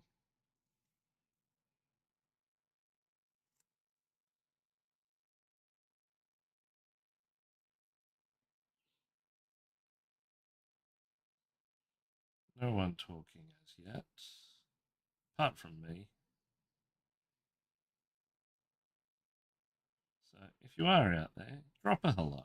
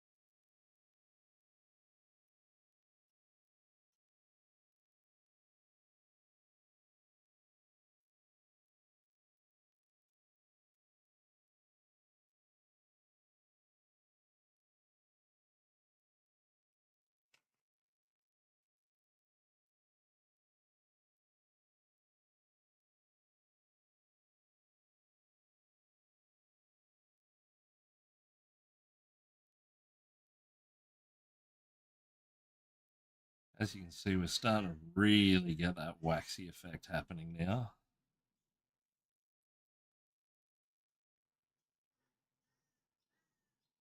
It's really starting to come in.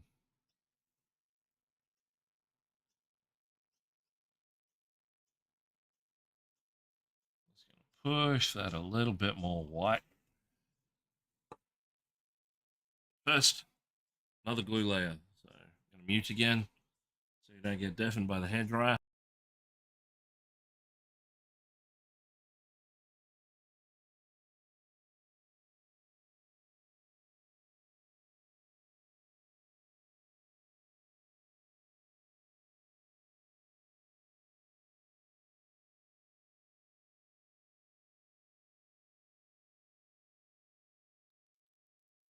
Okay,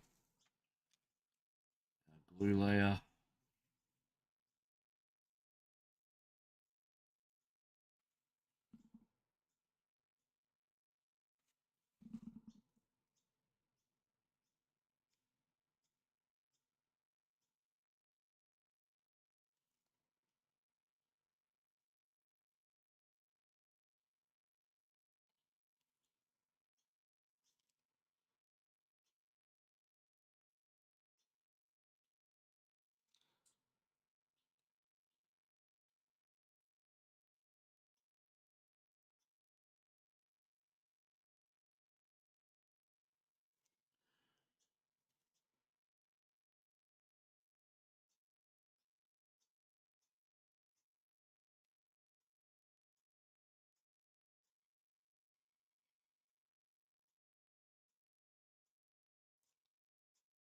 I lied. Technically not. It was a half truth. We'll go over this mushroom bit because we want to bring the meat up to white, or to the lighter color before we add in our dirt. So we are pushing it a little bit more on the tone there. We're close. We're close. We're at a sort of a darker ivory color at present. I'm just going to mute the microphone again and hit that with the hairdryer.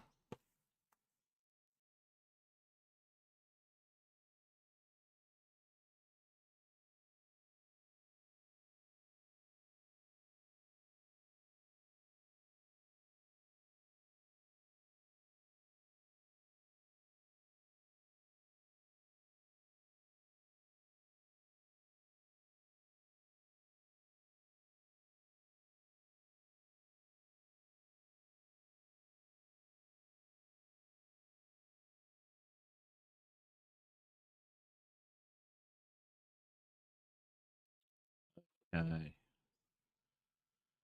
Now, at this stage, I'm just going to dry brush in a bit more of a lighter tone. I think that will probably do for that side of it.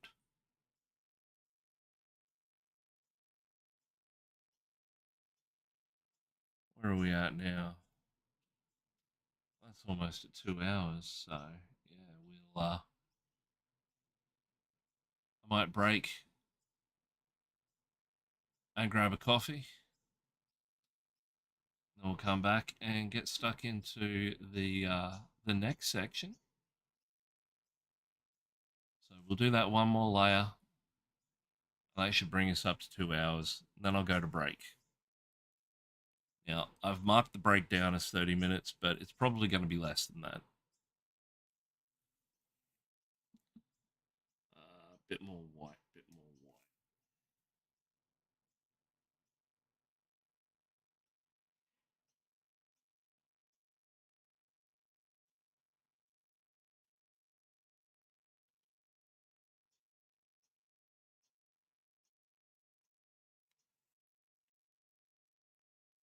Okay.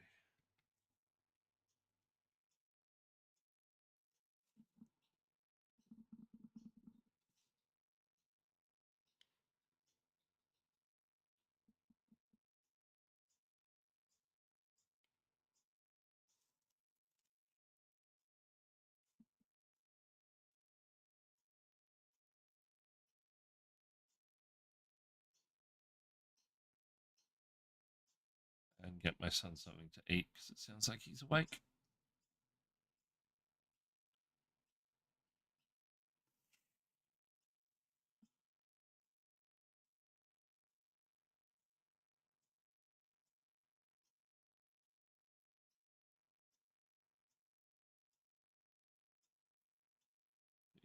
It's coming in now. It still looks green. I wonder why the color coding on this is a bit whack.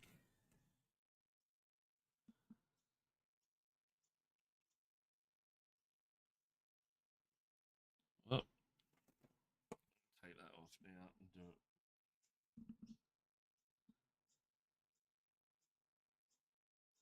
Now, just doing this lighter tone where the lights would naturally sit. So on the bottom section, the edges would be more lit.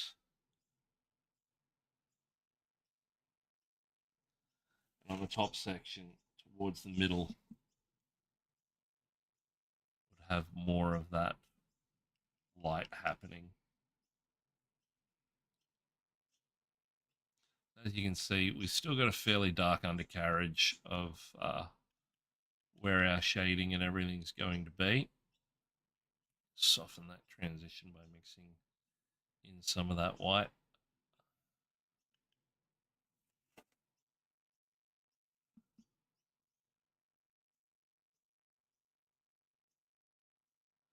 Most of this isn't going to be seen because of the way this mushroom sits on his shoulder. So while it's off the plinth, before I hit it with the seal again, I'll bring it up and we'll show you what it looks like. Need to do a bit of cleanup on the spots where it connects, but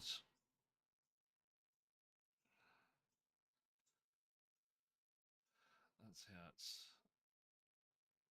sitting on our model. See that section before, how I said it will be covered up by the hat and beard.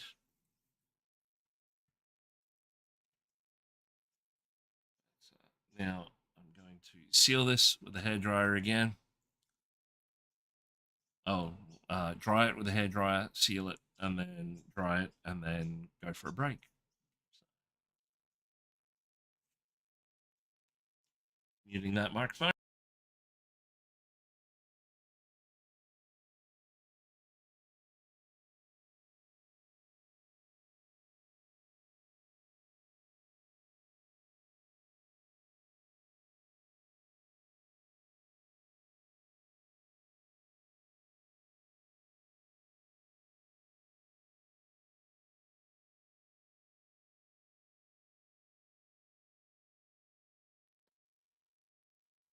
And then we'll go in with our sealing layer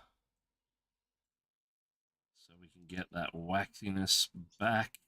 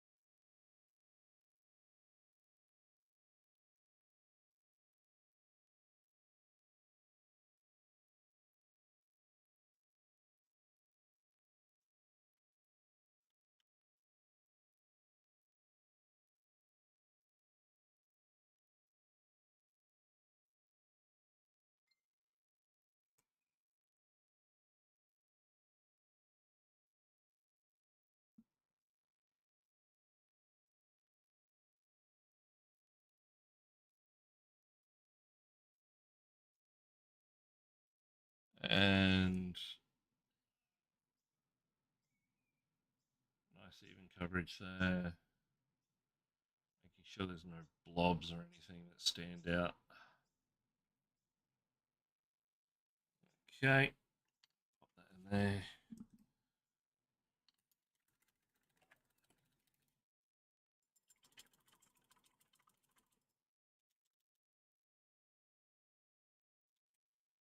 Okay, I'll dry this off.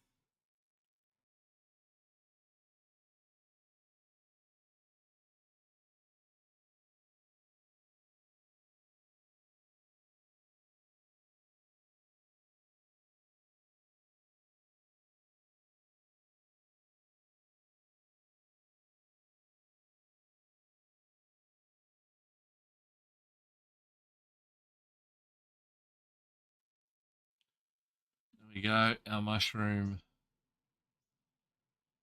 is almost complete. I sort of do a lot of the work up to a certain point, especially sub-assembled work, and then I will put it together and then I'll finish it off.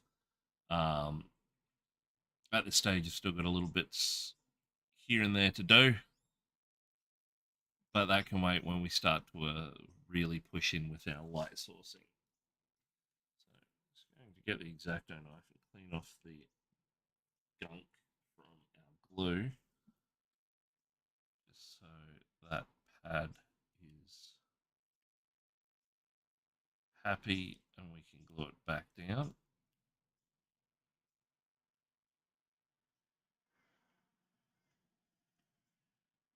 There we go.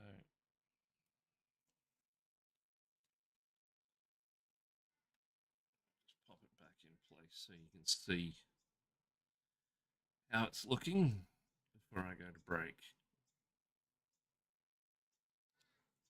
There we go.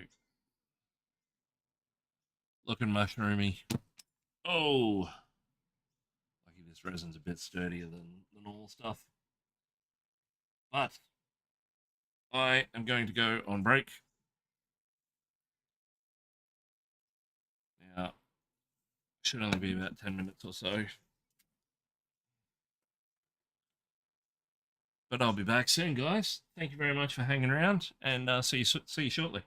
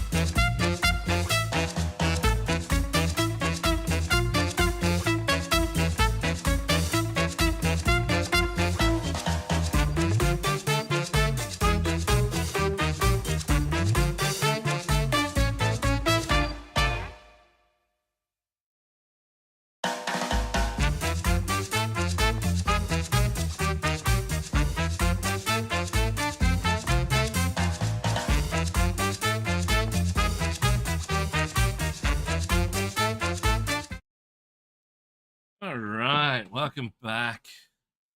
Now, we're going to be moving on from the shaman and all things mushroomy. Let me drop that down so I can see what's going on. 2 on Twitch, 2 on Beam. Welcome aboard. Say g'day. Don't be shy. Now, we're just going to have a bit of a look, just to break things up a bit, of this commission that I've got coming up.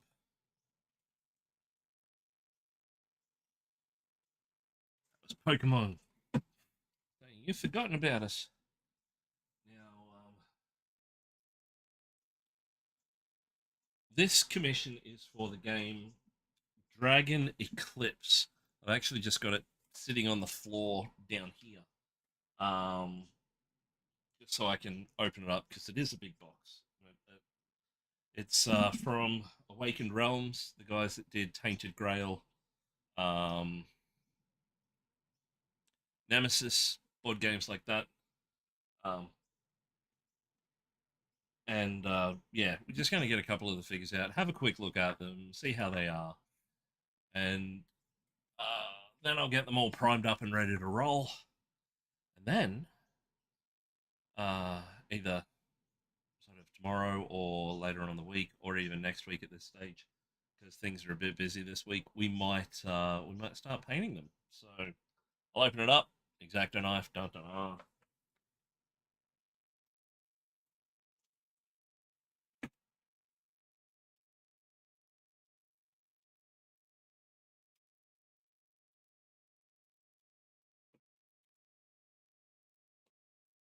Yes, I do commission work.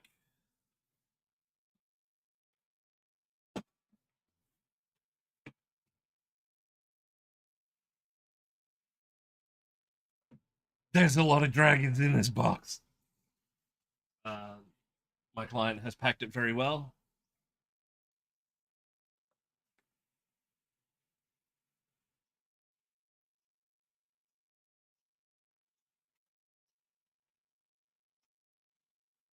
Okay, looks like they're in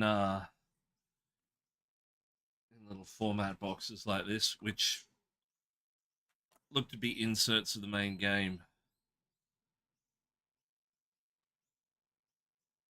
Okay, some of these look awesome. I'm gonna get some out so you guys can see it too. I'm not going to remove that tape. I will do that later on. But I'll see if I can just cut the sides down.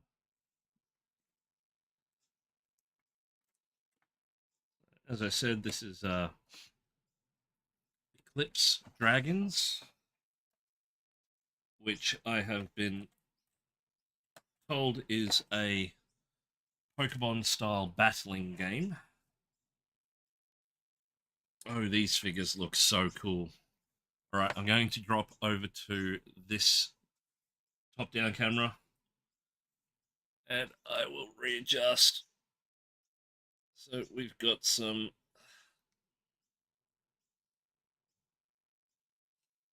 Alrighty.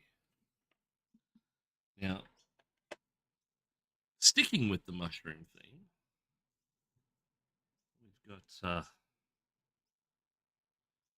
this little naturey mushroom golem. See that properly? Yeah. I'm going to have fun painting these, I think. We have sort of a.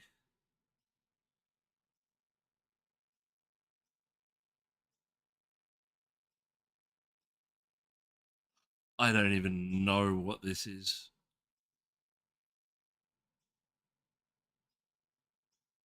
I want to say fox.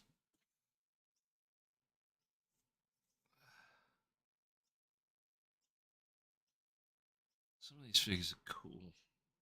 Yeah, I didn't have a chance to back this game. Didn't even know it was a thing, to be perfectly honest. These all look CO casty. Looks like an elemental something or other. Have lots of cool gradiented patterns. I can just, or not patterns, gradiented Transitions. Owlbear totem head. Probably the best way to describe that. That looks very cool. I like that. Um, Another elemental something or other. Lots of pointy and lots of crystally vibes off that one. What's this little guy?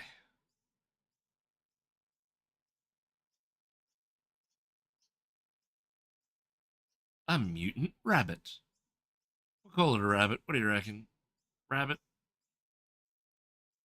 Got the big ears. He's got, oh yeah, he's got the big teeth there. Yep, he's a rabbit. Also got, oh, these are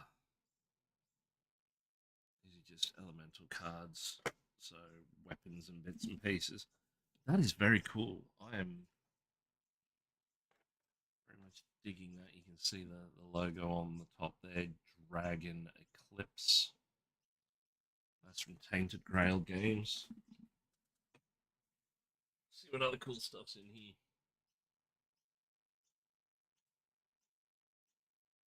Client mentioned there's a cuttlefish. Don't know why that would be a dragon, but we'll have a look anyway because he's in this one. And seeing as we went to Sea Life on the weekend, we'll have a quick look at that too.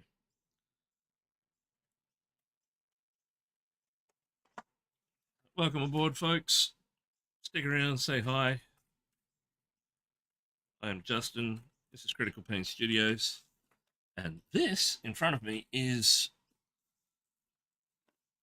my latest commission. Oh, I think that's our cuttlefish there. Yeah. Hulu cuttlefish. Bit of a stone texture on him, so that should be interesting. We'll have to do something cool with that. And we've got a big, yup. Looks like a sloth, some description. Appendages thrown in, and some mystical portal type stuff on the back.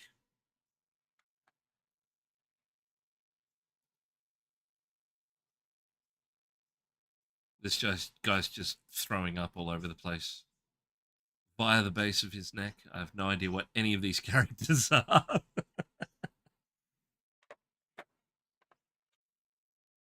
Oh, he's cool. It's a bit flamey and a bit axolotl and stuff. So I'll prime these all up.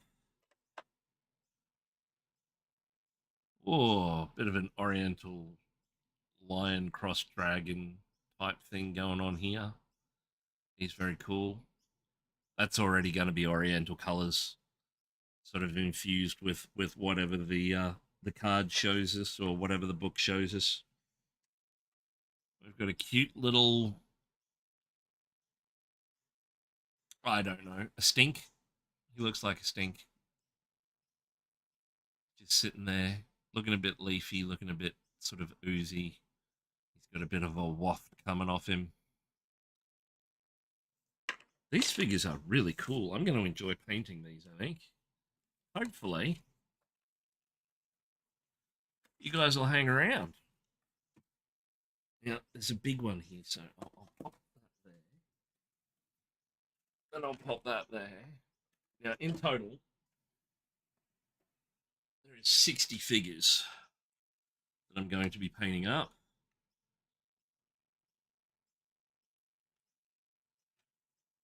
What the what? These look awesome.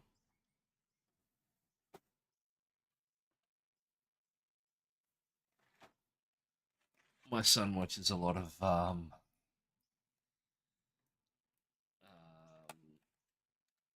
Adventures of Gumball. That's why I said what the what, because that's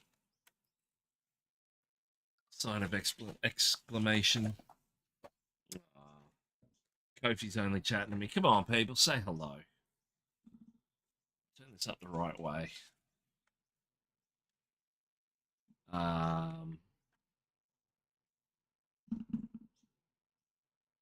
Some of these characters look awfully familiar. What do you reckon? Oh, he's a baby version of this other guy, I think. Yeah, I can see the resemblance. They got that sort of pine cone thing, or pine cone or pineapple. I'm thinking pineapple because of the way it's all sitting out. We've got a nymphy fairy type deal happening there. Okay, these things, ooh, are damn cool. Very Skylanders. A person with absolutely no face and a cat in their backpack. Might be one of our players, maybe.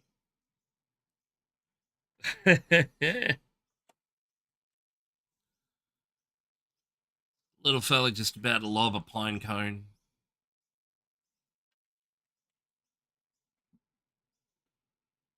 This is probably the first dragony looking dragon of a lot of them, I would say. But then there's this guy down here who is giving off massive Spiro vibes.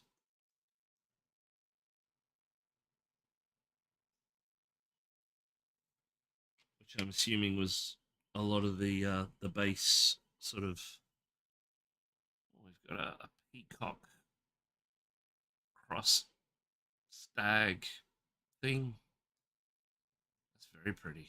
There's lots of detail in these. So we've got a massive amount of different figures. Ah, there's our baby out there with wings. He's got 2 sets of wings. That is cute. I'm going to have fun with these. I need the art book. I need the art book so I can see what they look like in their entirety. And then we can figure out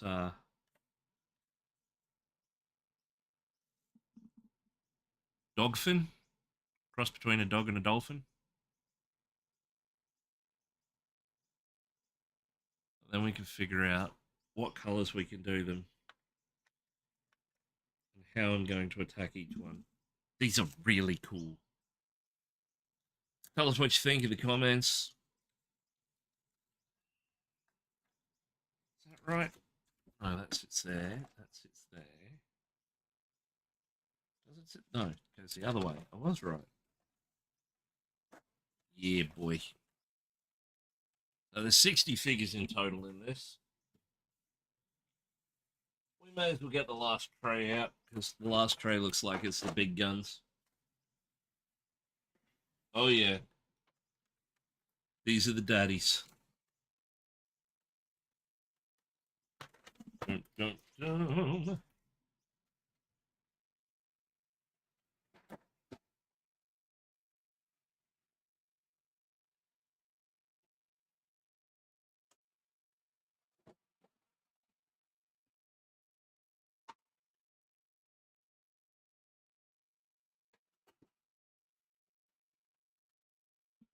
Get this guy open. Oh, some of these look awesome.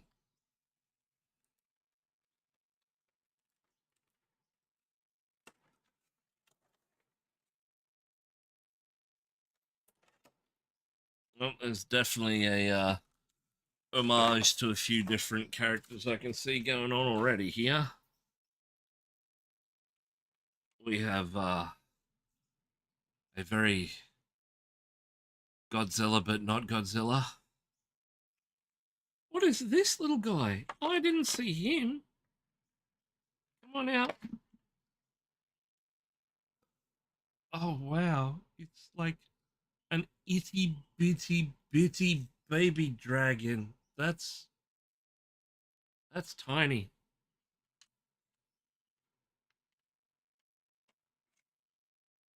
Got a. I don't know, but he looks cool. There's some other standouts. Ooh, we've got a.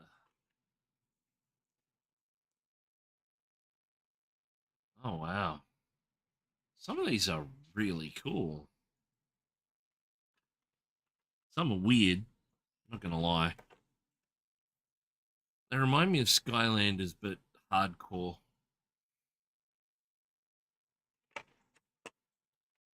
Like, see, Skylander vibes crossed with Mothman.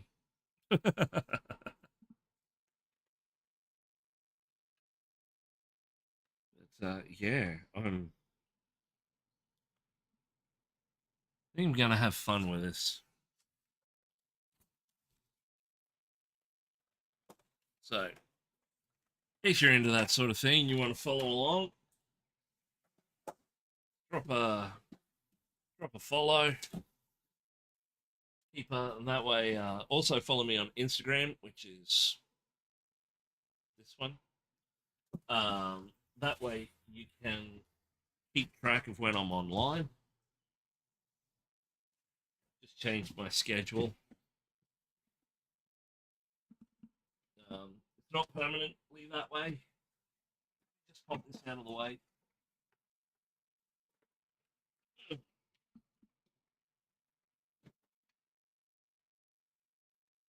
Oh, that's going to be interesting. I'm going to enjoy that, I think. But now that we've got our main section of this mushroom sorted, we might go through. I'll just show you the reference we had going before.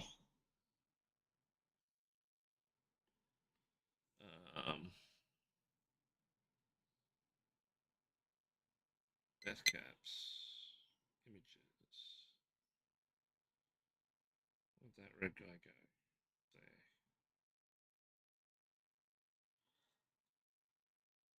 Oh, well, there you go. I never knew this. That mushroom that I've painted there, in the colors that I've painted it, sort of had a fair idea of what it was. But that is an Amanita deathcap mushroom. And this character is the Amanita shaman. So he's essentially a mushroom shaman. There you go. Now, as you can see, especially this guy here, notice how we've got that lovely orange around the outside. I think we might do that to our existing mushroom. So if we pop it up, we've already started to get a little bit of that orange tone happening, but we might push the edges to like the flame orange, I think it was. That's cool. Okay, Amanita mushrooms. Learn something new every day. Right.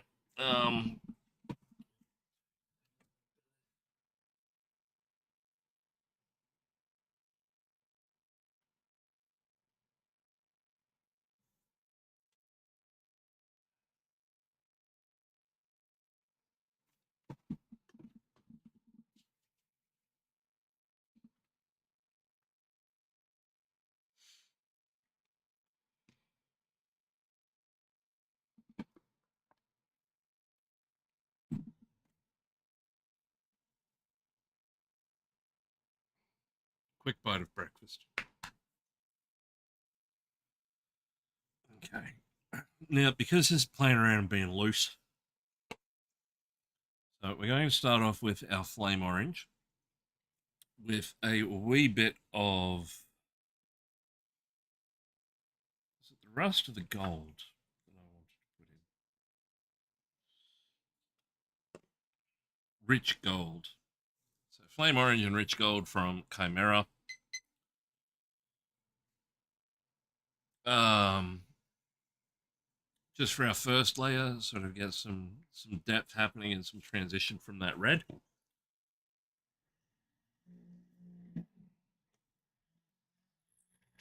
Oh, that would have squeaked.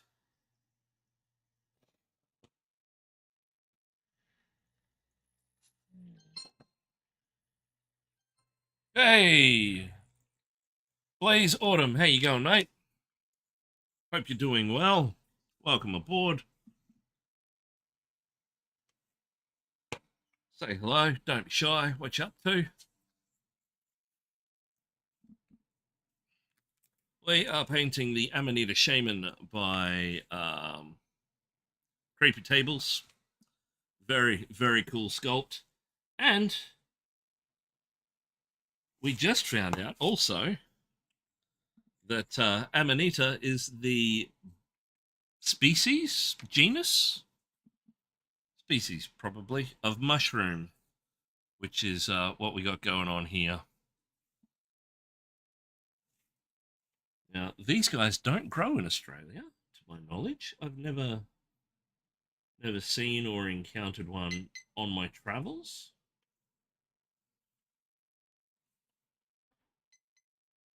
But that's not to say that it's not going to happen. It might happen, might not. I'm going to pop my eyes back on so I can see.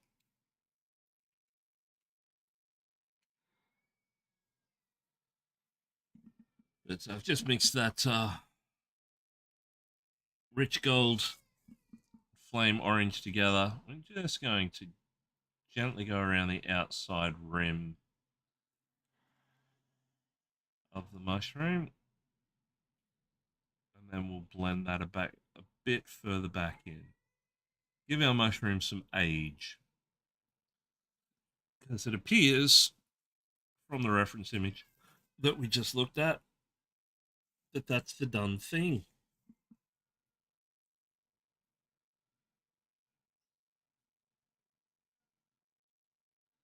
As you can see, we've already established our cream of the little top sections.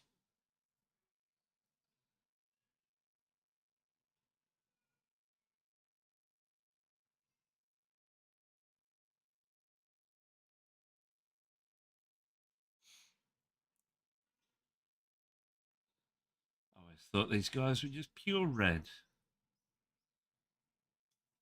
There you go. Playing tricks on you.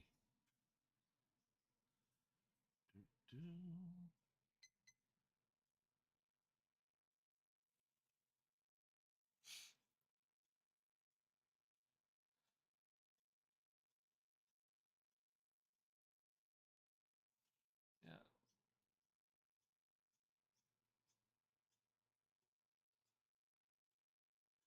As much as I can see the screen and know that people are out there lurking, I'd love it if you said hi.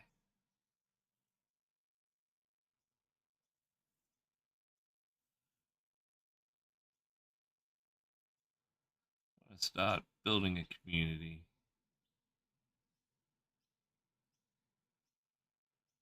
Get some competitions and stuff happening. I'm not going to go overly commercialized, sort of the glitz and the glamour that some of the other streamers have. I'm going to try and keep it pretty bare bones. Entire stat. Hello, mate. Welcome aboard. So, as you can see, we've just we just spent the first part of today pulling down that white, or the bone for our mushroom. Hello. I am following. Cool. Thank you.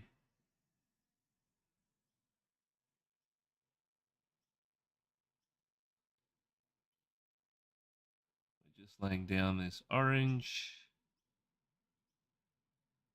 on our edges, just lightly at this stage. And then we're going to pull it back a bit more into the top of our mushroom.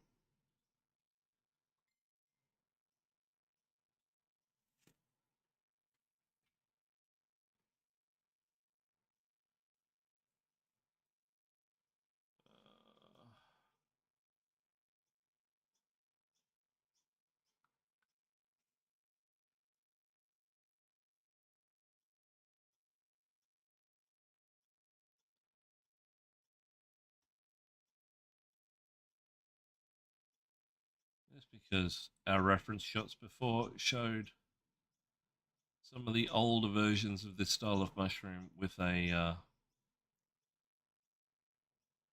yellowy orange outside to them. Pull back some of that. Got a bit too hardcore in spots, so what we'll do is we'll water it down, blend it back in while we've got the time now, and it's not too dry.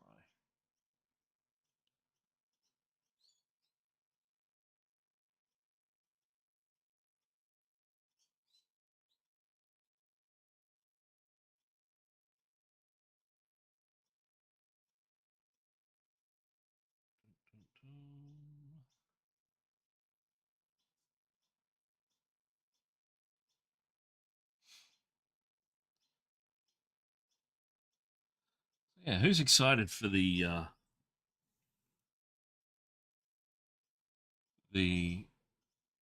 Dragons Eclipse game that I'll be painting up as well on stream? I reckon we're going to have some fun with that one. It's got some really cool little figures in there.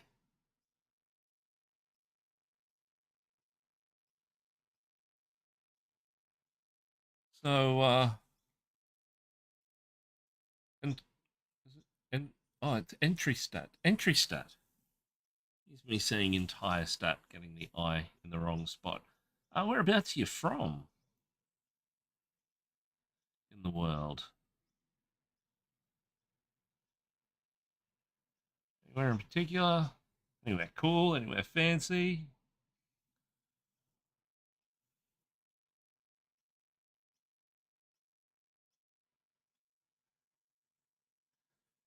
Gently pulling that orange into our upper sections of the mushroom.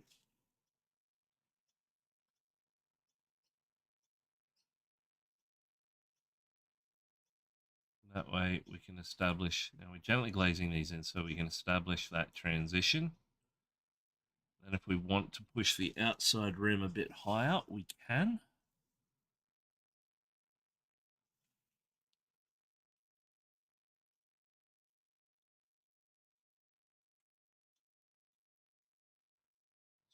Gently pulling it in.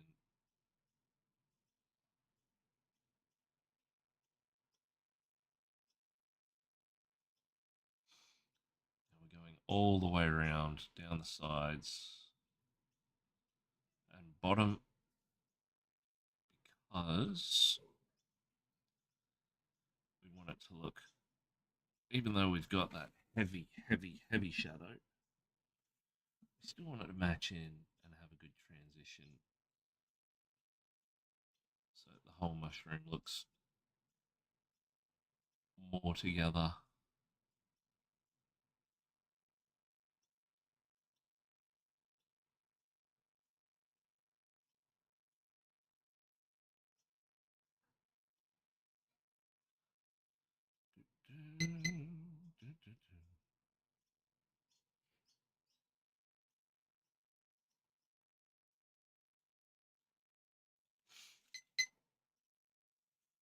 My phone is going absolutely berserk.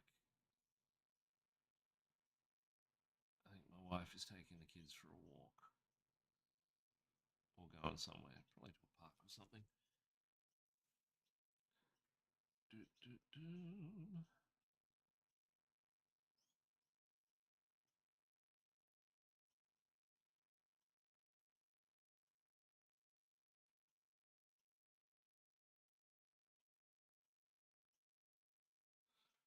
Okay, let's see how that's looking.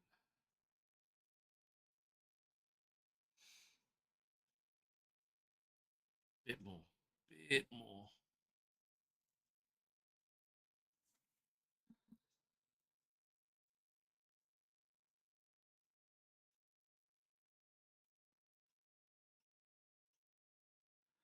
Probably just concentrate this on the top third, 2/3 of the area, so we can make it appear to be part of the lighting as well that we'll be enhancing later on.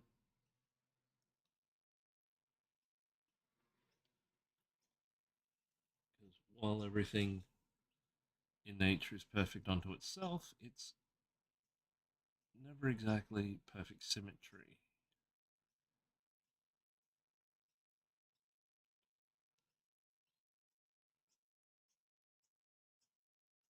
What it is, you get some really cool stuff happening, like the Fibonacci sequence and things like that.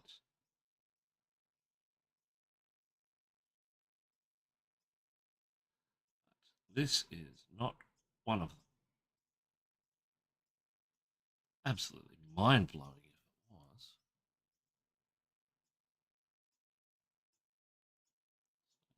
Let's see, we've got that gentle orange transition coming through.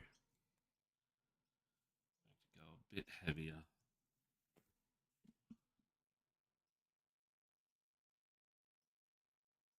With this mix before we lighten it up.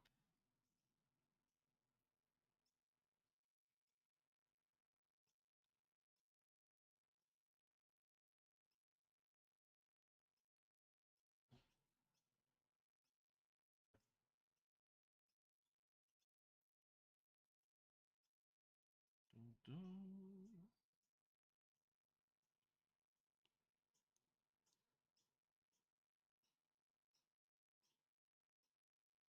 Should be using my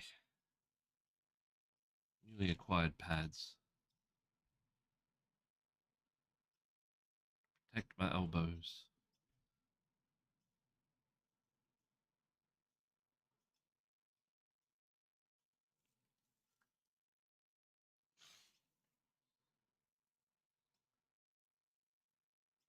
Itchy nose.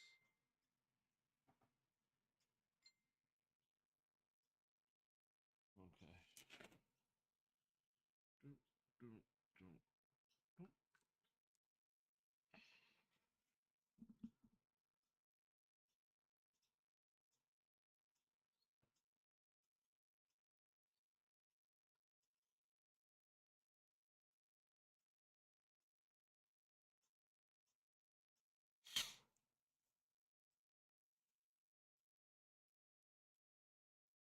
We might go so far as to push these out to a warm yellow as well. So not only are we highlighting that outside section of the mushroom and the age and making it look a bit more natural, we will be double dealing and using that warm transition as a halo effect. Therefore, um, highlighting our model. Aha.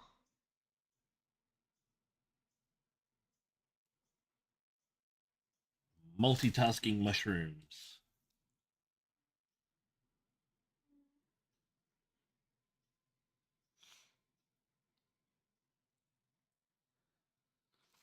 Oh.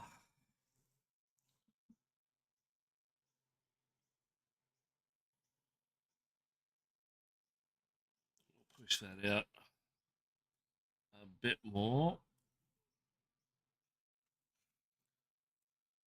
on the back side here.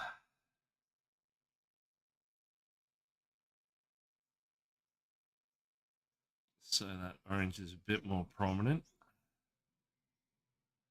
So we can really dig in on those brighter colors to push the halo.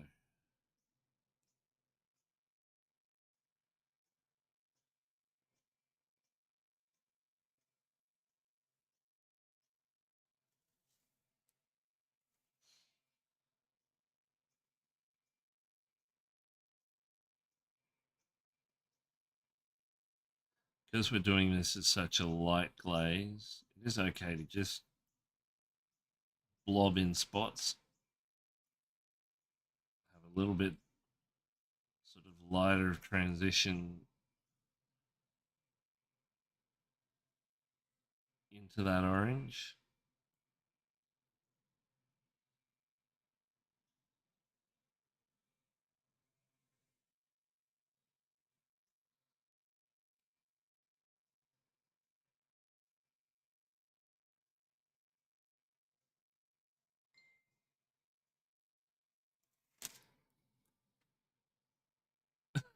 Okay.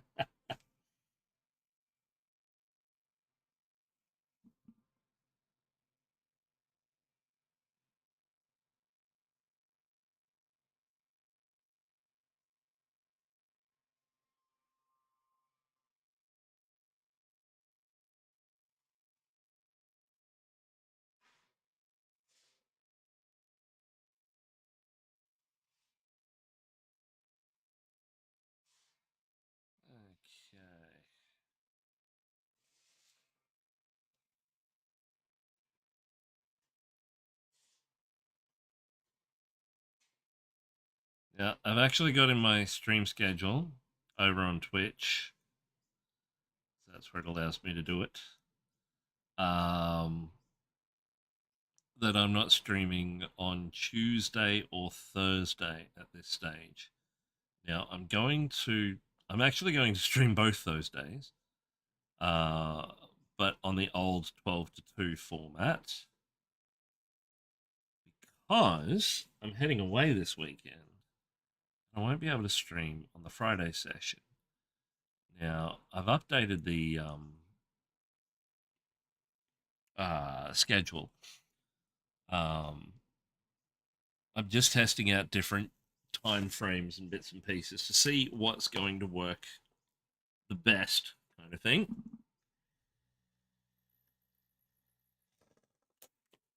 and see how things pull in from there. So I can get coverage across the different countries and see who likes me and see who doesn't.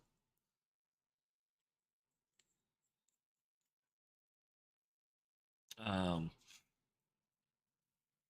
then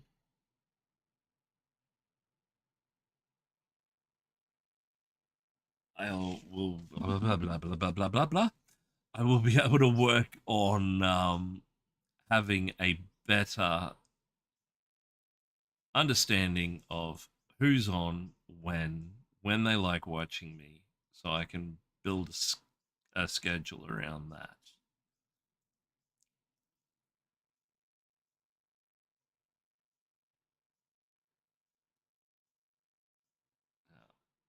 I just know that some people are going to balk a bit at this idea that I'm doing, but it's what they look like naturally. I'm just enhancing some areas so I can make a halo around our character. I'm not sure if that's what the original sculptor had decided when making this a death cap, an Amanita death cap at that. But we're going to use those colors to add a little bit of warmth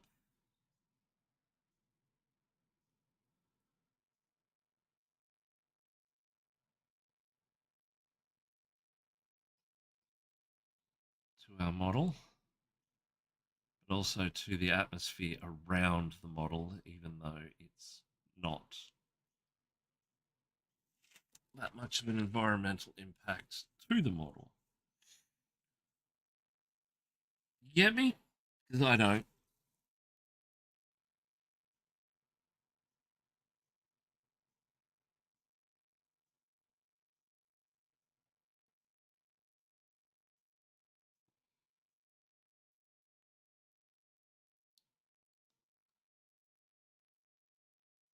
Speak to me, people. Even if it's in a different language.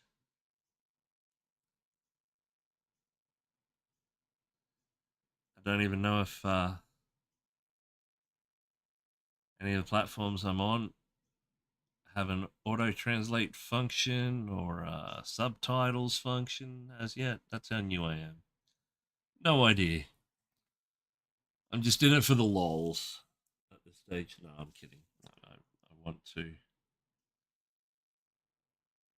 to make this a thing.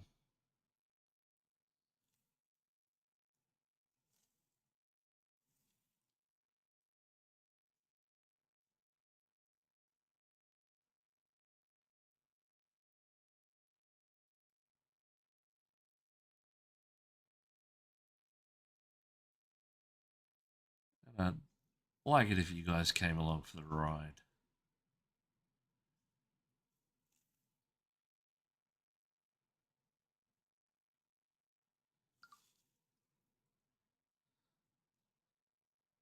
Kofi loves me.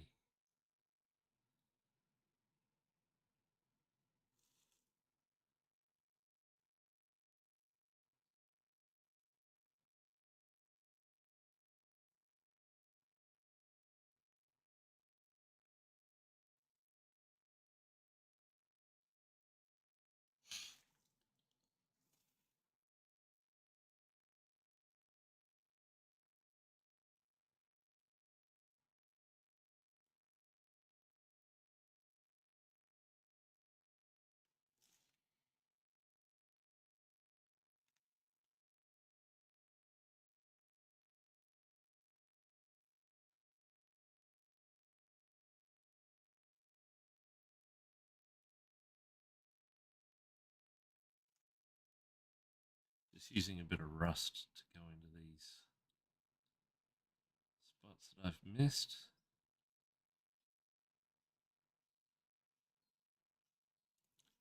So we can get that transition happening a bit nicer.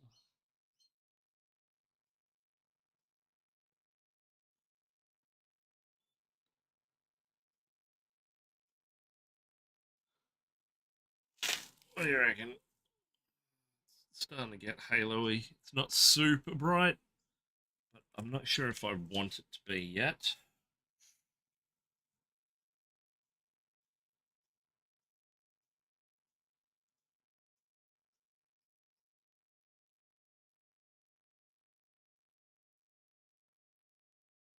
Yeah, I think that works. Might go into it with one more layer of this yolk orange.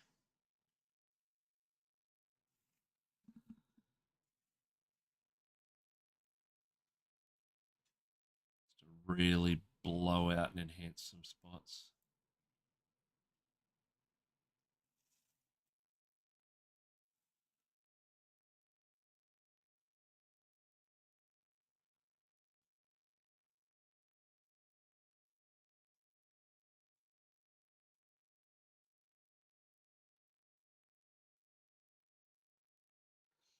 Might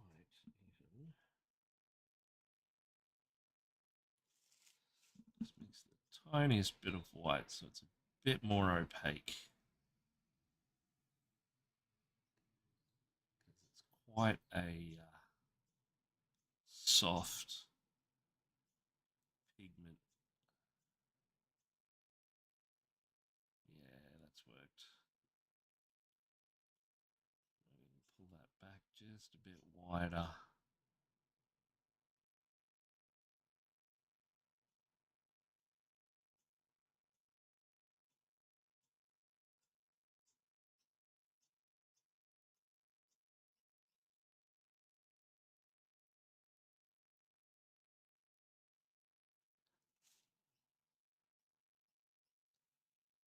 Continuing round.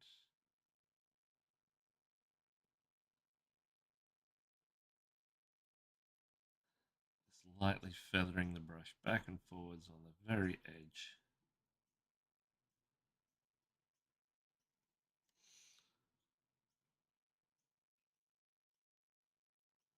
That way it picks that ring up just enough.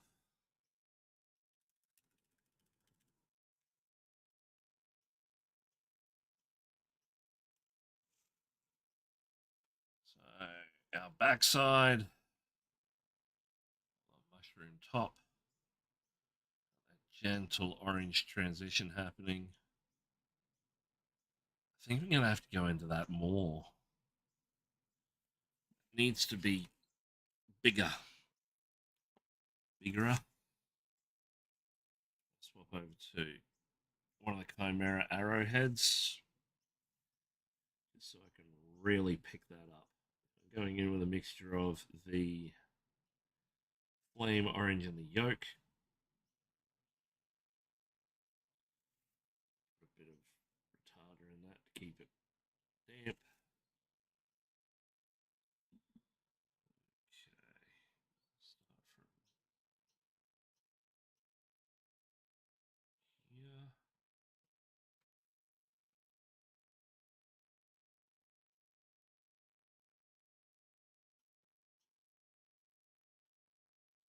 okay that I'm dabbing, not really stroking the brush, because it gives us a bit of texture, as small as that may be, but it's also pooling that color, so we get slightly heavier sections of it at random.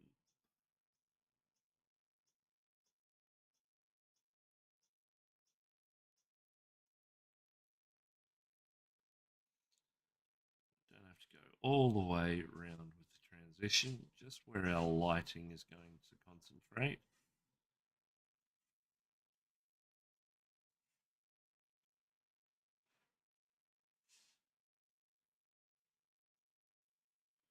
That's, yeah, that's better. That's what we're after. Then combine that with our front.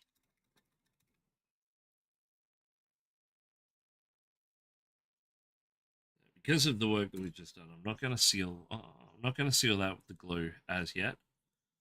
Show what it looks like on our model, so we can then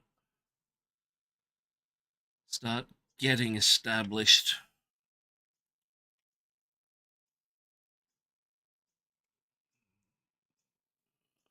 Sit in the hole. Sit in the hole. Need to clean up the holes. Oh,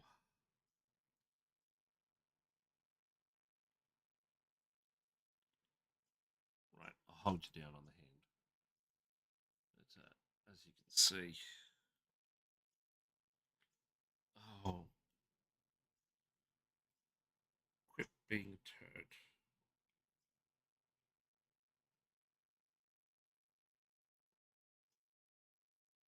There. See how we've got that little bit of a halo. And when we finally go in with all our tints and our shades to really sort of, and then our highlights, that'll really come into play.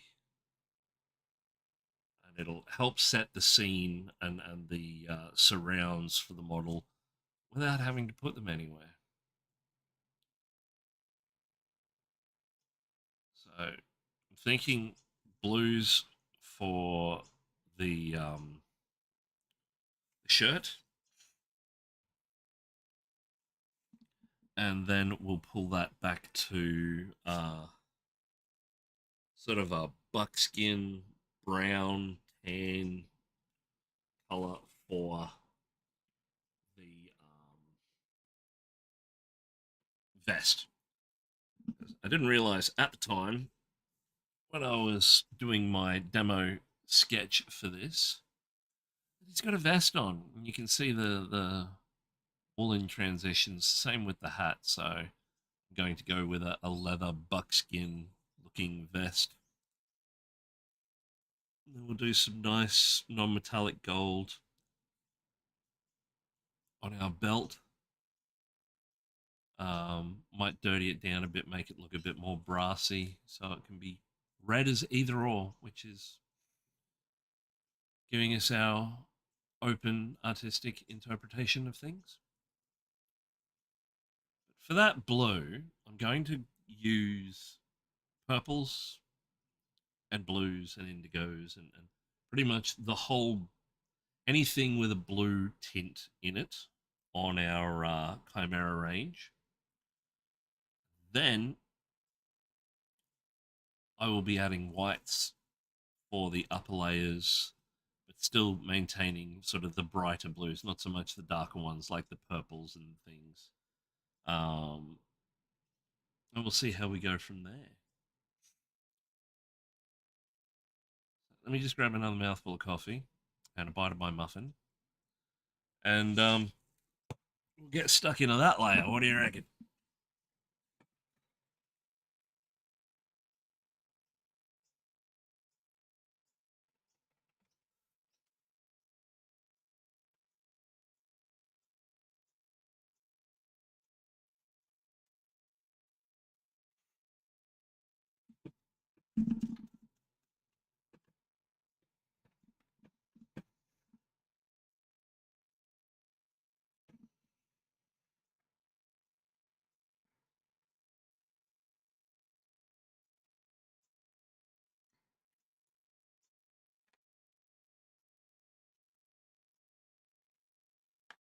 Just going to dump the rest of these colours back in. Yeah, violet. We'll stick with violet. Royal brown we don't need as yet. Sepia we don't need as yet. Black we're not going to need in this layer. Smoke we'll get rid of as well. Now I'm going to keep the oranges and the yellows out that we used on those highlights, just because I may use them on the blue for lighting, etc. I've completely missed a section of the beard. That's all right. It's all a work in progress. We'll get some blue down on the sleeves, and then we'll get stuck into that. Okay.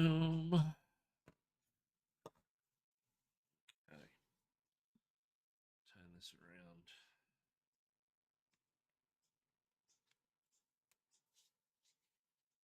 Right. What do we got? Dark ocean and deep turquoise.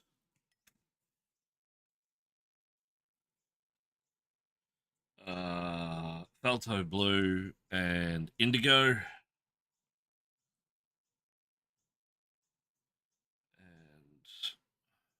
white. Perylene violet. Magenta we're not going to be using. That's too bright. There was more purple. What do we got here?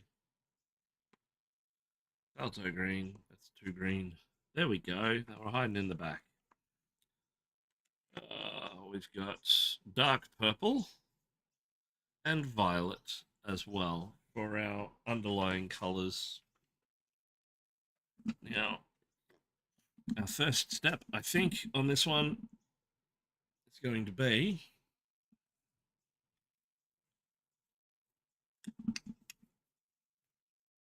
probably our violet for our deepest recesses on the bottom side of the model.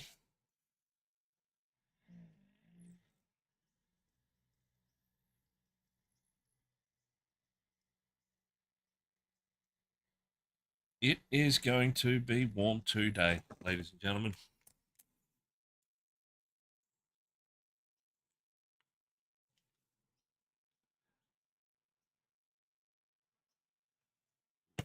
Okay.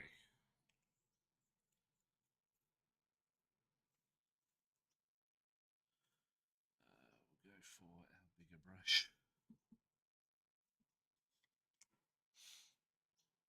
Now, there's also, in the bottom of this, I don't know if you can see it on camera, but stitching on the underside of the sleeves, which we will also be doing sort of a browny color.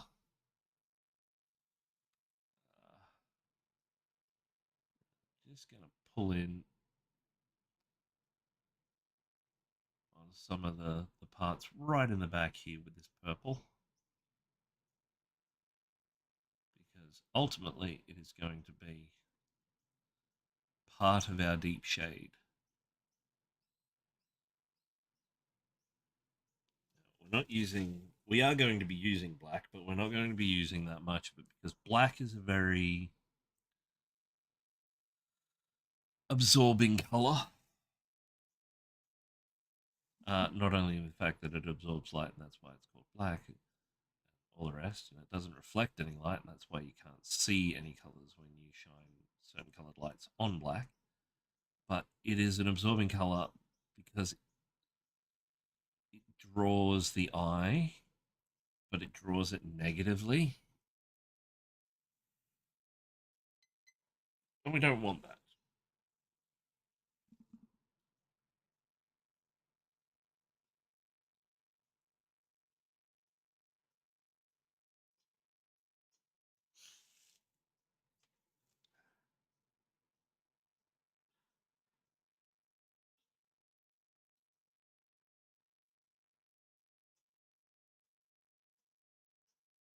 Notice how I'm not bringing it all the way up to where our undertoning shadow is, because we're going to have our light coming in from this side, and I'm going to do that transitional shadow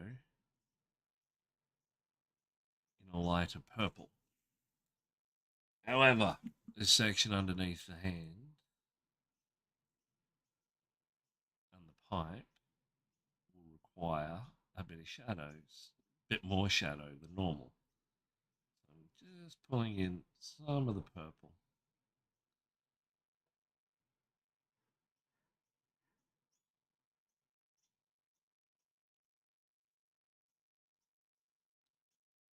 Also bringing some into a belt area.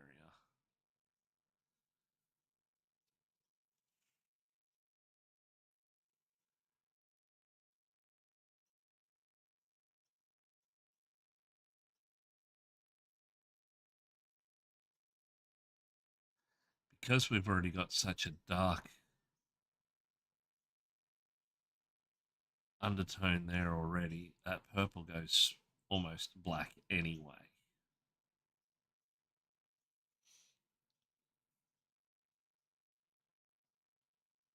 There we go, and we'll bring some in up here as well, just in those darker areas where the hand and the mushroom are.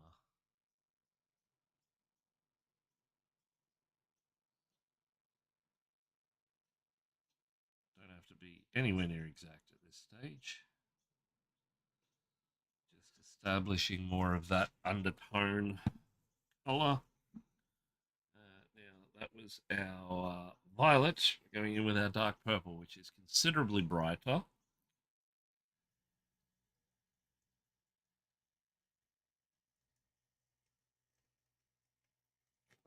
Because we are doing it quickly, also, it will allow us to push some of that in with our violet.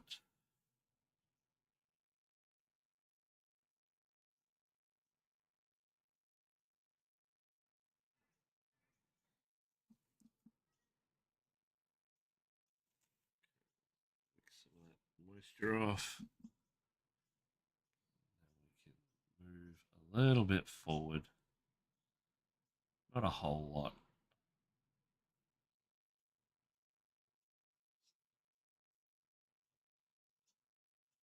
We don't want to overstep this shadow. We want it to tell a story, not tell a nightmare.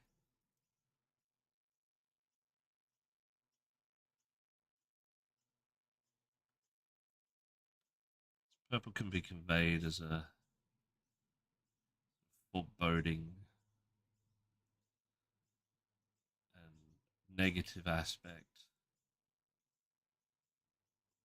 But in our case, we want it to help us establish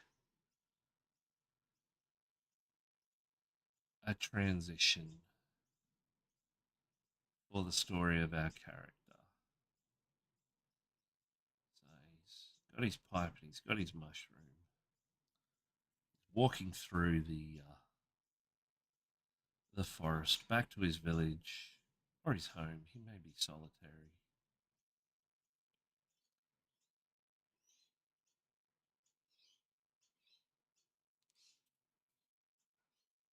We want it to sort of represent a journey. Doesn't have to be a huge journey, but a journey nonetheless.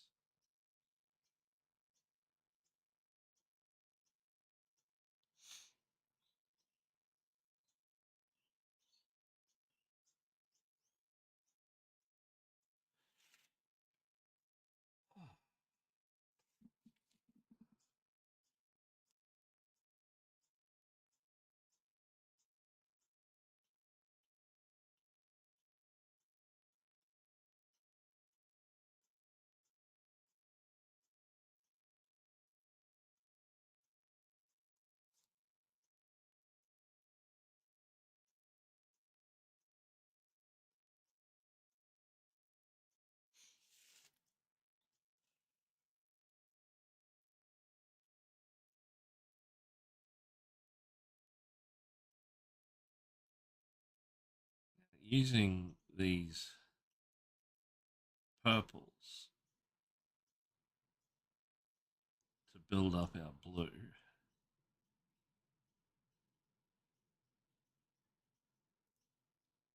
is going to give us some really cool different tones when we finally get up to the blue level.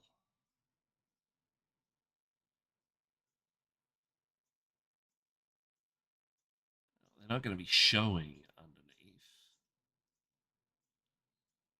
You might be able to say, "Oh, why is he wearing a purple undershirt?" It'll just be the hint of the color.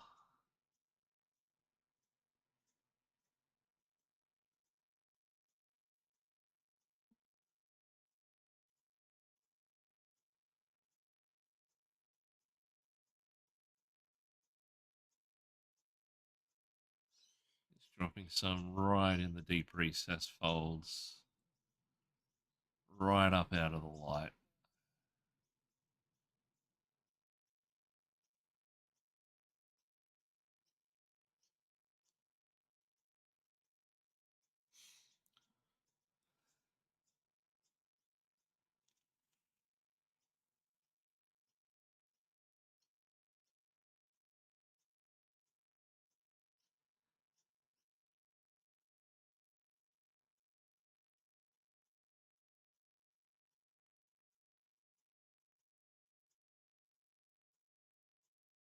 I'm going to go a bit higher because this side's, while also in the shadow of our light source, it's going to be a darker blue. It's going to be more of an indigo color. Show that transition from a dark environment to a light environment.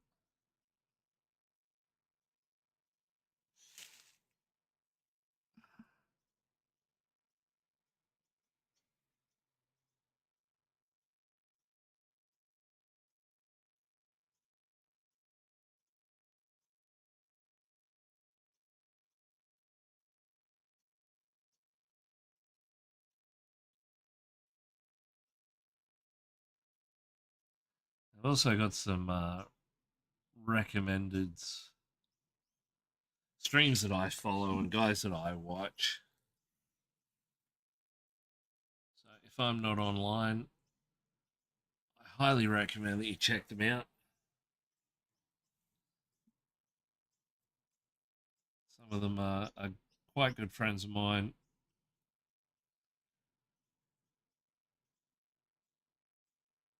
Some of them are painters that I admire.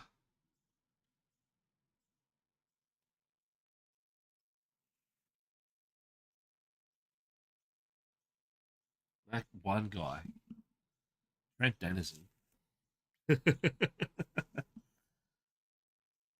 Big Dino Paints is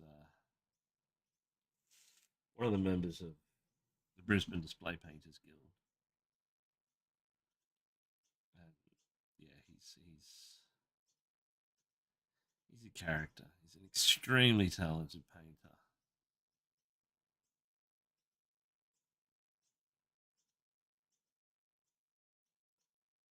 He's currently doing, I think, Kingdom Death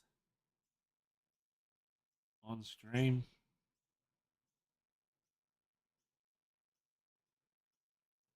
A little bit of a different vibe than my stream. Mine's very laid back and very chill.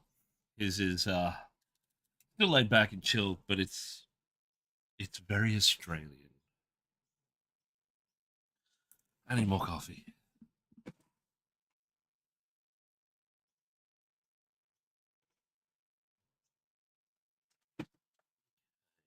I'm not going to use Pearlian Violet because it's too red, so that can go over there. Might go in with our indigo now, so we can start establishing our blue tones and our blue shades. Interesting. People sort of jump in and then jump out just as quick. Do I not look cool? Do I not fit the funky hedonism miniature painting. I don't mind. I'm me. I do my own thing, as you may very well have already guessed.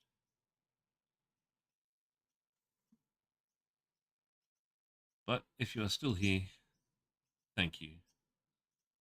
I think you may be my kind of people. Just gently bringing up our transitions now. So from the purples and stuff that we've established, we're blending this indigo in with those and then pushing that indigo out into more of our shaded areas, points that don't get direct light.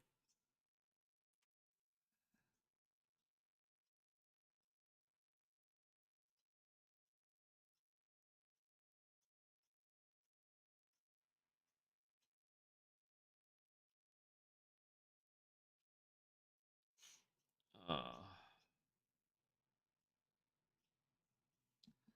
Now for these bits, because we are doing sort of on the fly wet blending, my brush is pretty wet, and that is perfectly all right for what we're doing. If it pulls in some spots and we get more of a hit of that pigment, that's fine.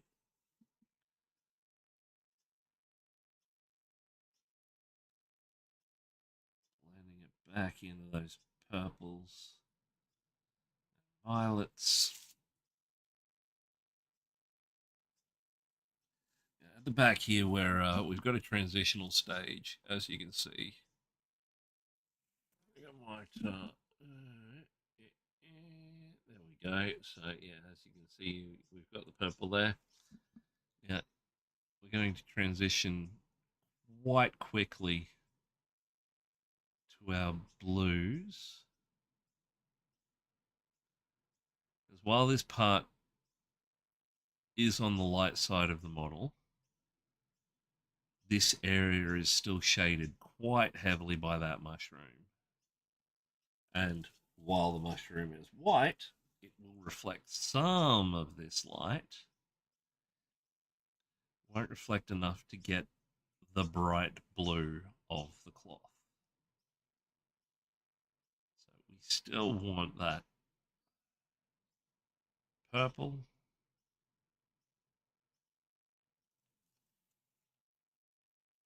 Just to establish that environmental lighting.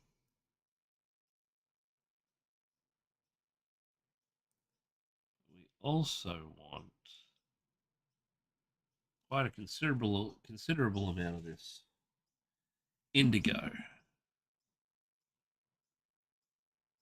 This is going to be our transitional shade color to the blue, which we will also be adding white to on this side of the model because of the light.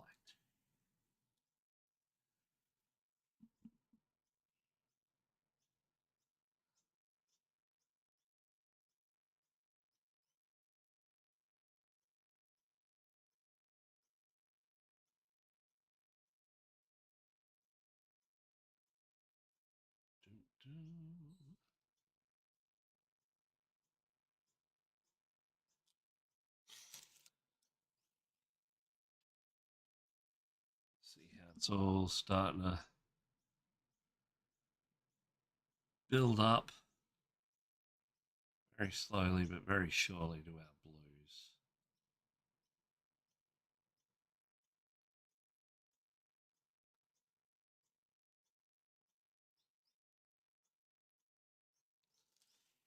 It's okay if we also go in to the higher reaches because we are still establishing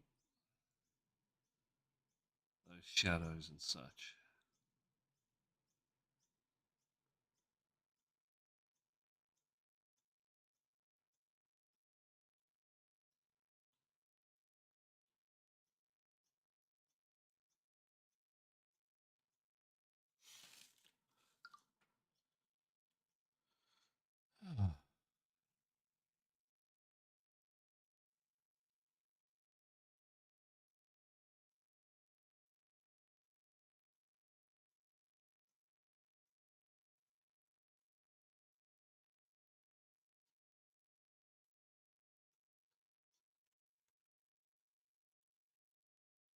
Alright, this cling wrap's annoying me, so I'm going to take it off.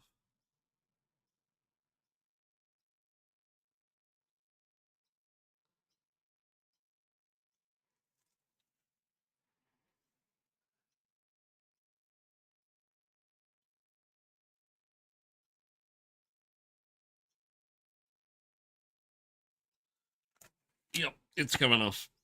Rah!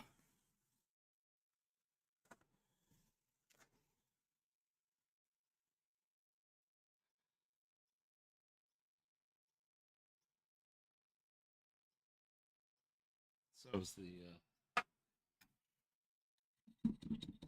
the tape that I put down. I am perturbed.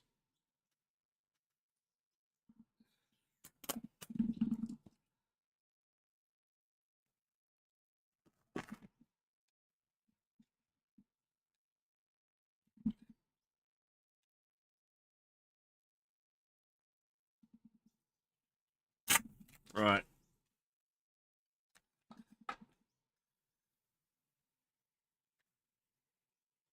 They're only $25, so they can get dirty. Ah, okay.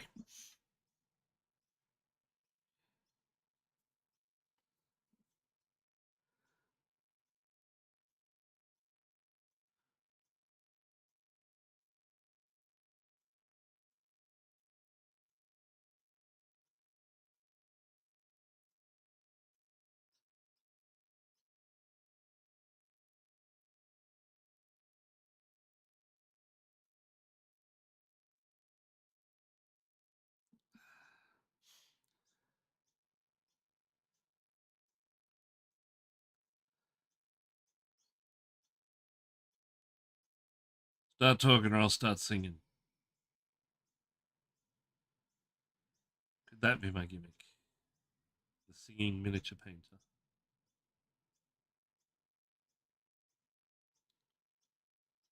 Start with something fitting. Hello. Is there anybody out there?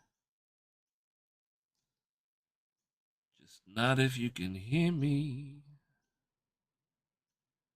Is there anyone home? Come on now. I hear you feeling down.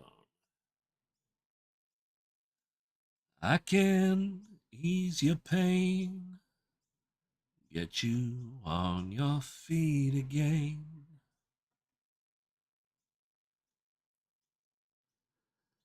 There is no pain you are receiving. Distant ship smoke on the horizon. You are only coming through in waves. Your lips move. I can't hear what you're saying. When I was a child, I had a fever. My hands felt just like two balloons.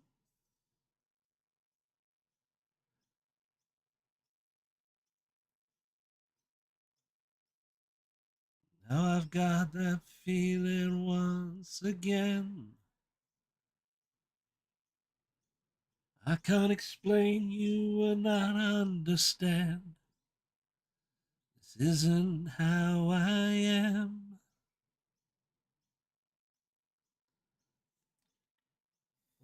I have become comfortably numb.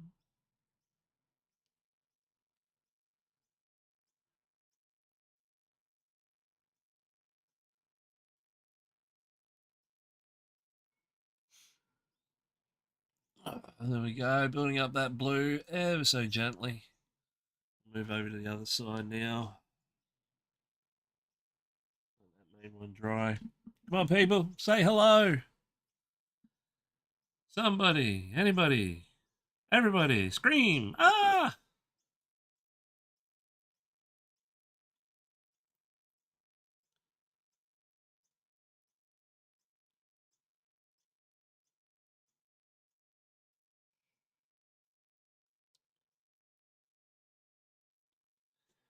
Oh,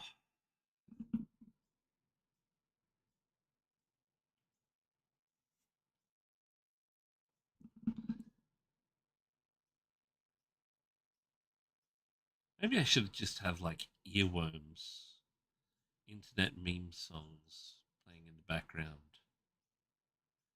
Chicken banana, chicken banana.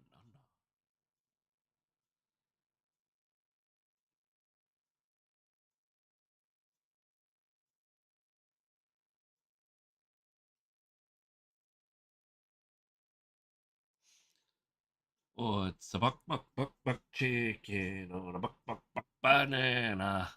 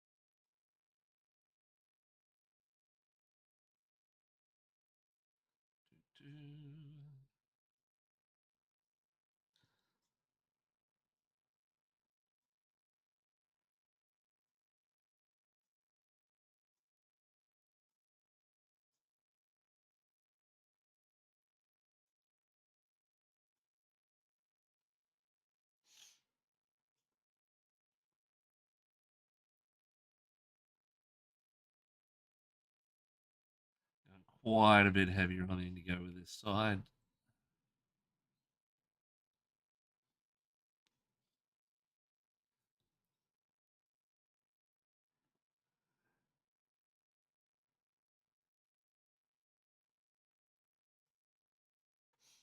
Oh, come on.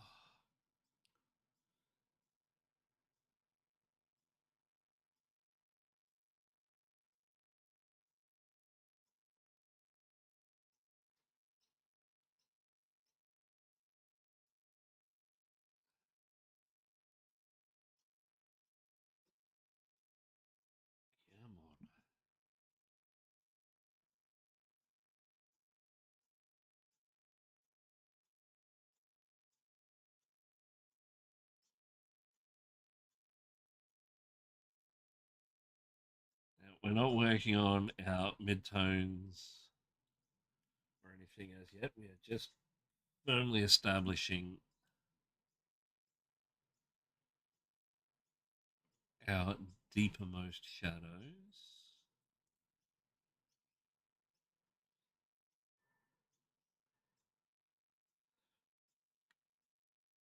which will then blend all the way up to our highlight. We're using the already undertone that we did with the airbrush at the very beginning to establish the tonal and shade difference and temperature of the shadow tones, which in this case is the indigo blue from Chimera Velvet Inks.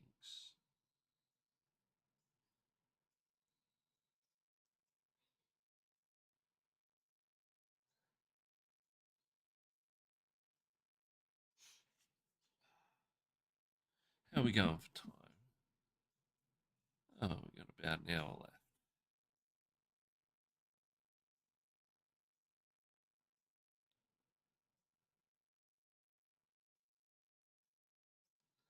You still with us, entry stat? Or did you leave already?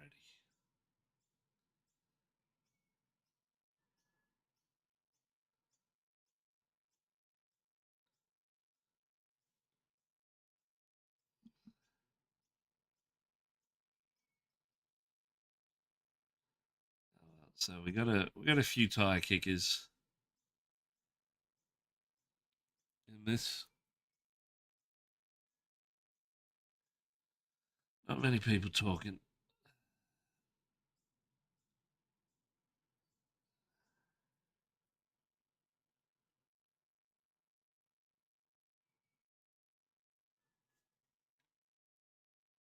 But I've got the feeling the numbers I'm seeing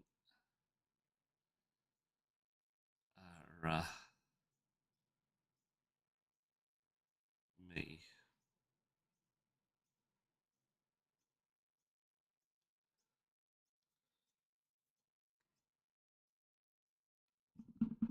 As opposed really to anyone else. What was that? Email.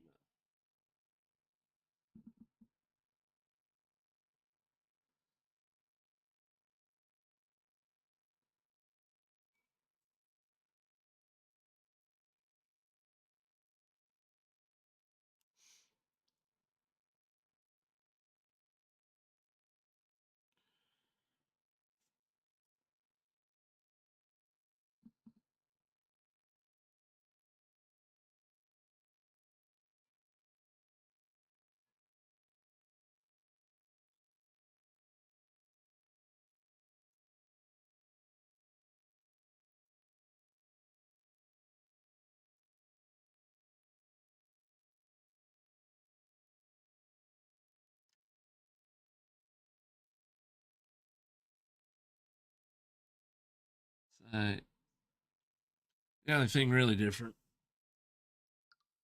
Oh, oh, hello, Ash over on YouTube. Now, I just have to ask: is this my Ash or another Ash?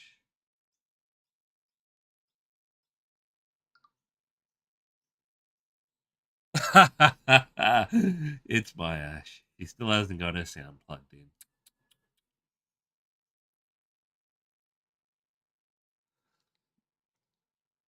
I will say hello here.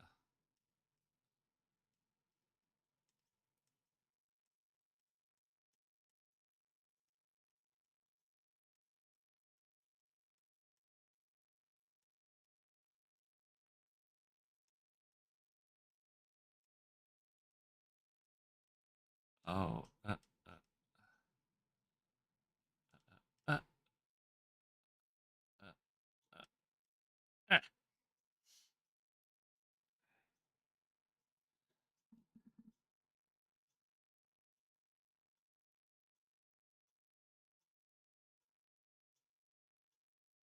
Oh, actually.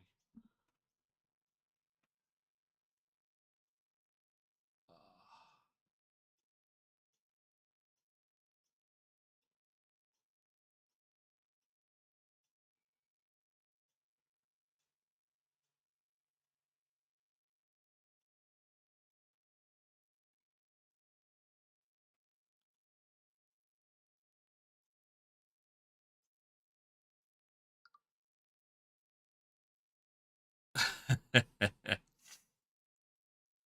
think Ash likes the mushroom.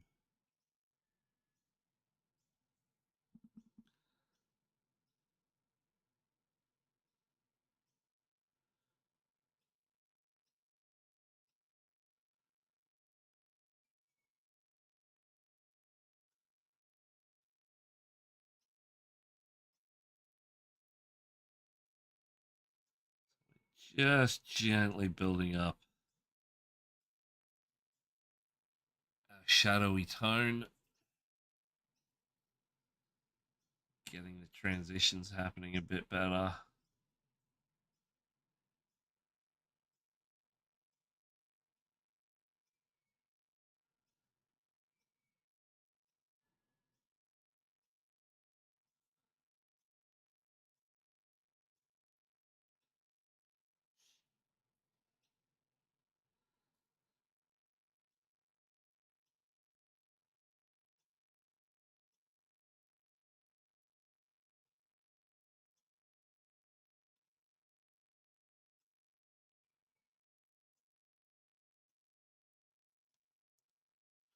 Then we'll work on our next blue. Indigo down. Dark Ocean. We'll go Felto next.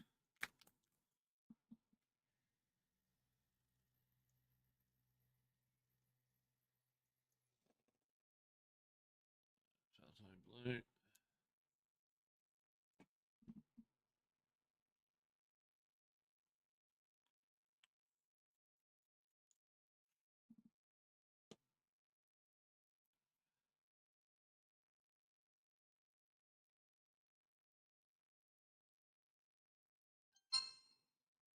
Dum. Hey, Angel, welcome aboard, mate.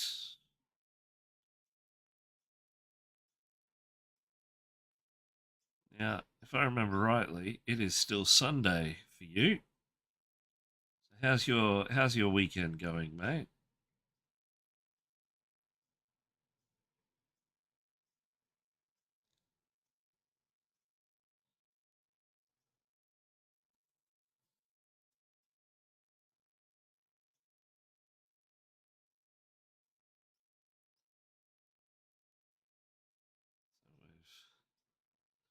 We've done quite a bit of work since you were last with us.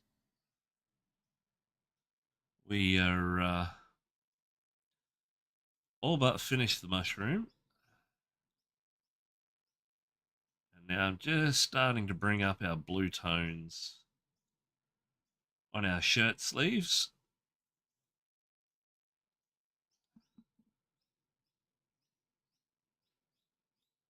So we can start getting the blends and everything happening with those.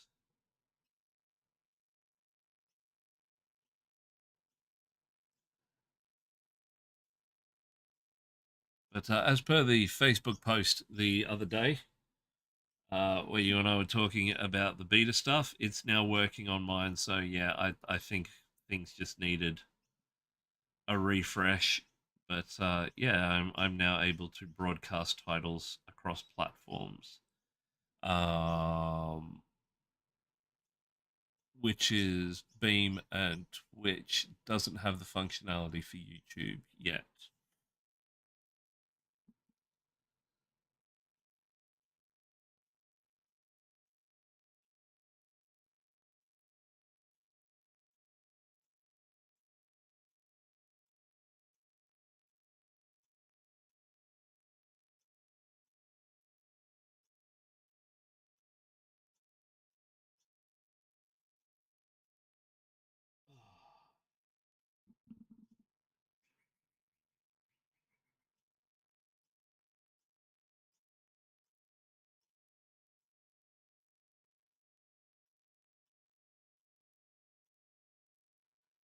So we're just establishing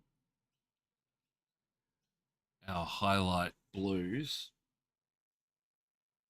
or our mid-range blues at this stage. And then we'll start making them brighter, adding a lot more white to the mix.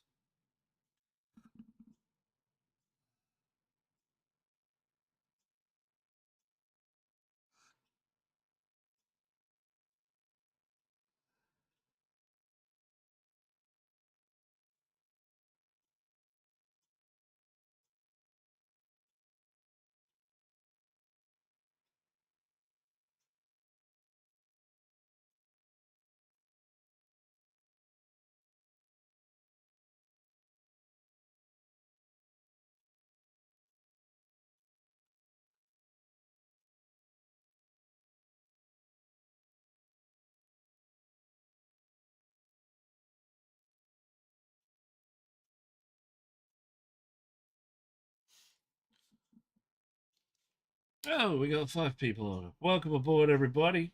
Say hello. Don't be shy. I'm Justin. This is Critical Pain Studios. This is the Amanita Shaman from Creepy Tables. Now, I'm also going to be painting up, not today, because I've still got to prime them and prep them, the board game Dragon's Eclipse from Tainted Grail. from the makers of Tainted Grail. Um, Awakened Realms. We'll be painting that one up as well in breaks on this guy. So I've got a commission for them.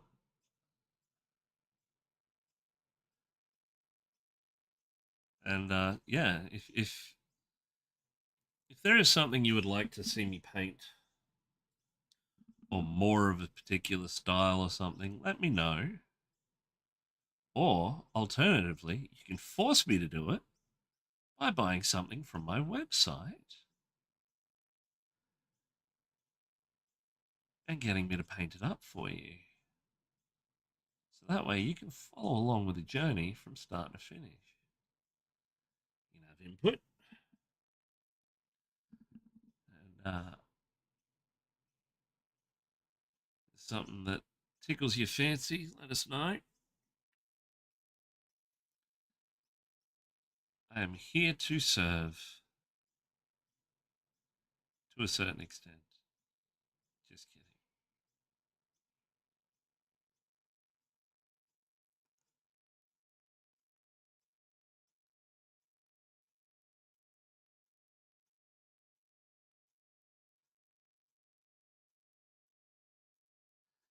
Now, we've just gone quite heavy in with this blue, but I'm pushing it back into that indigo to help establish the blend and hit those highlights and get them ready for our brighter blue.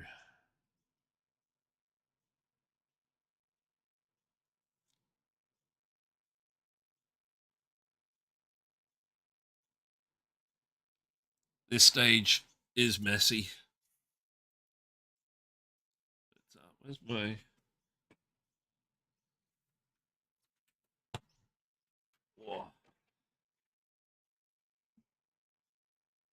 Yeah, we're moving into that color range.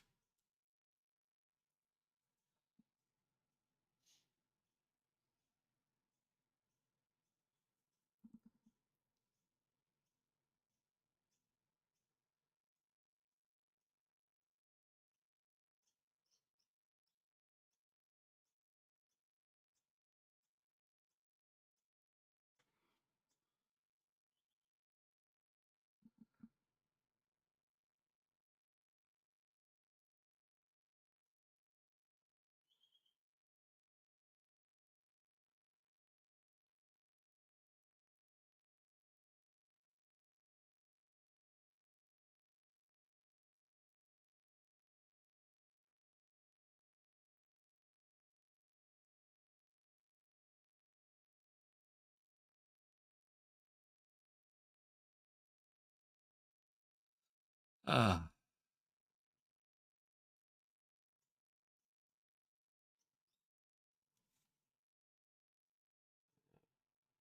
this stage will make it a bit more indigo. Start the transitional lighting. Sorry. This is Falto blue at this stage, which is one of the bluer blues out there, I believe. What's the yeah, this is a single pigment of blue.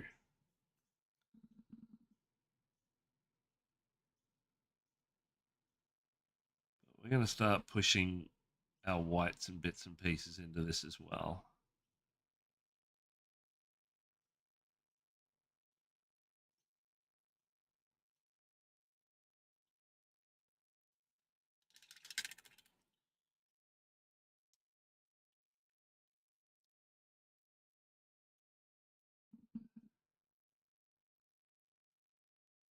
Wetting a brush, pulling that blue back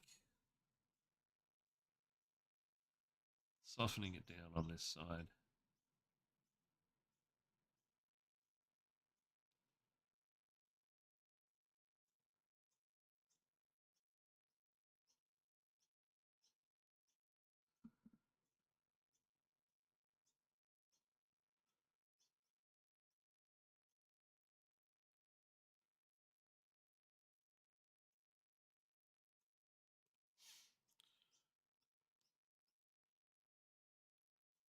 Okay. Going to go a bit harder with the blue now on this underside, just so we can establish that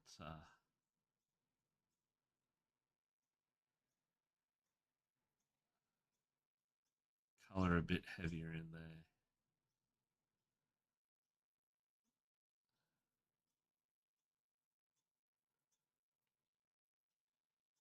We don't want it to look like it's completely purple and completely in shadow, but we still want it to be shadowed.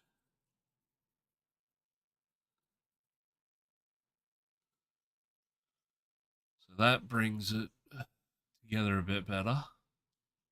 Then we start going into this with our lighter tone. For that, we will be pushing in white.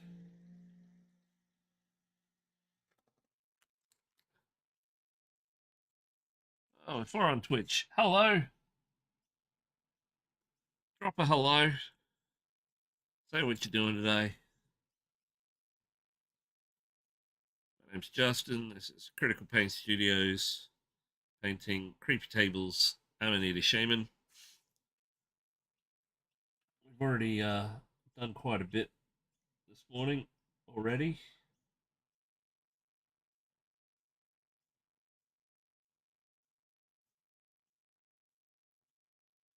Now we're just building up our blue tones on our shirt. Doing this with a fairly broad brush, just so we can really start to dig those highlights out.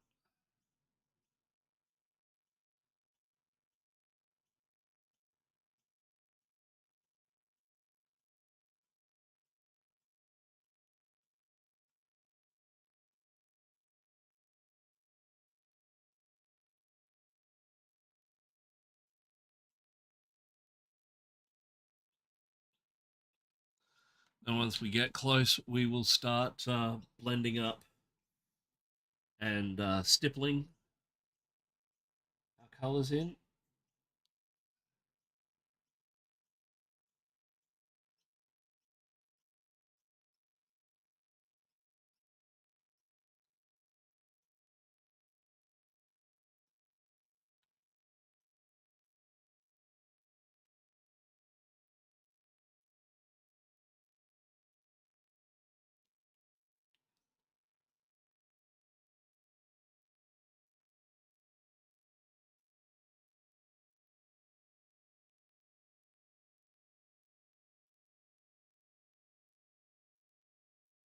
Now, this could even be considered the complete reversal of dry brushing. My brush is quite wet on this phase, only because we're using that wetness to blend in.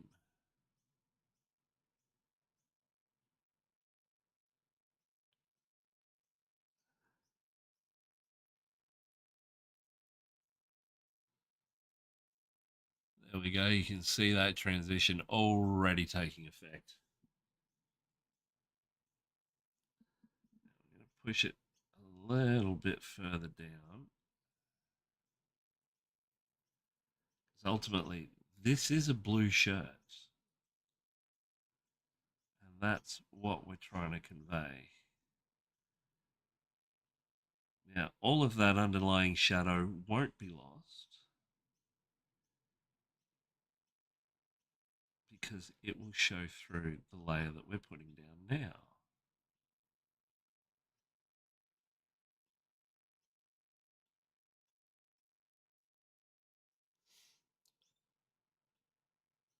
Okay. Just going to give that a dry. Need to mute the microphone because it's really loud. Be right back.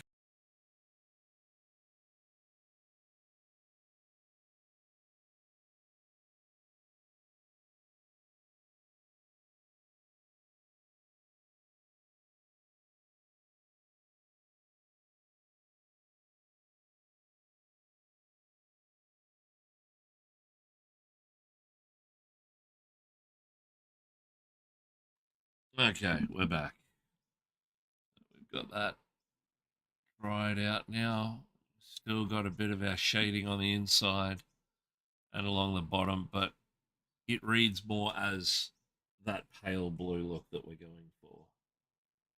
Just going to add a touch more white. Go into it again.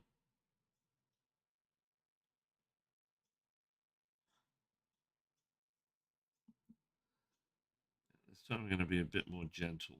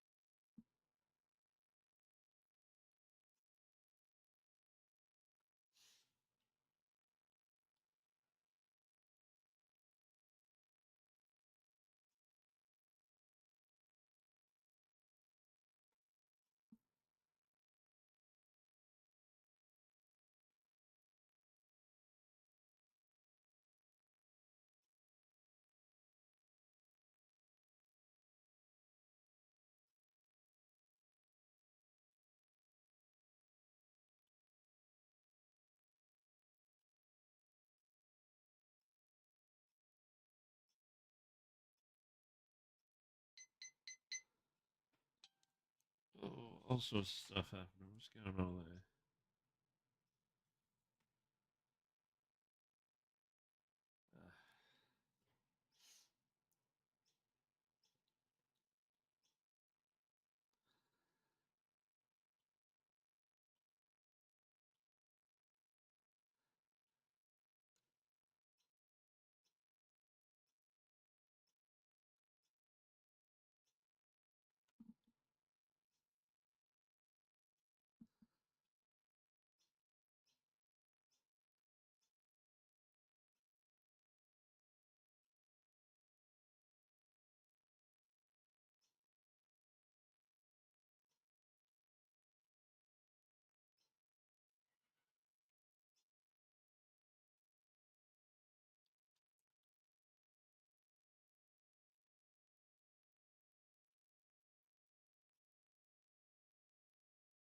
Just going to hit this with a hairdryer again.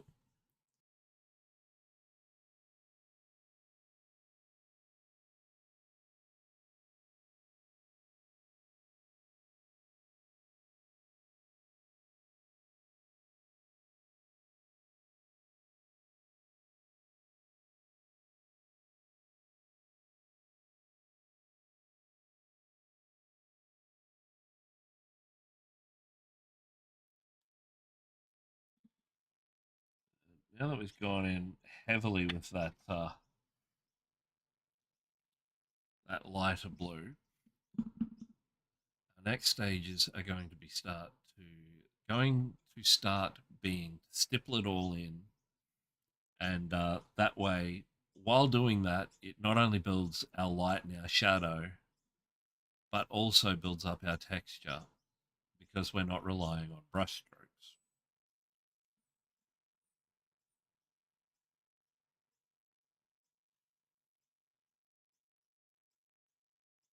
So just going to continue to use that blue that we made. Just start pulling in the high ridges. Sometimes in those wet transitions, it can wick away the paint.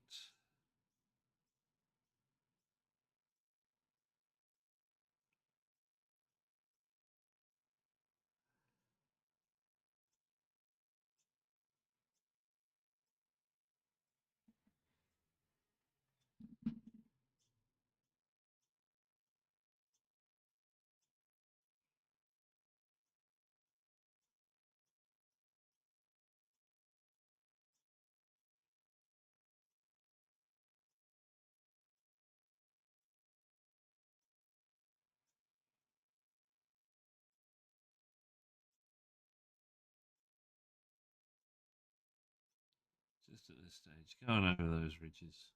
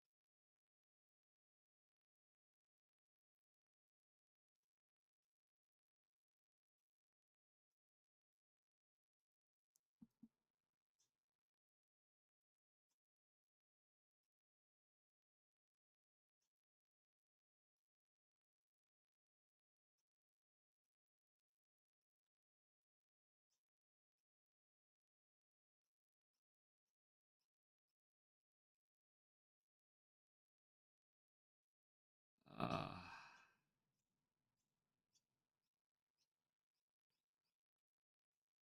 Somebody, anybody, scream. You're out there. Say hello.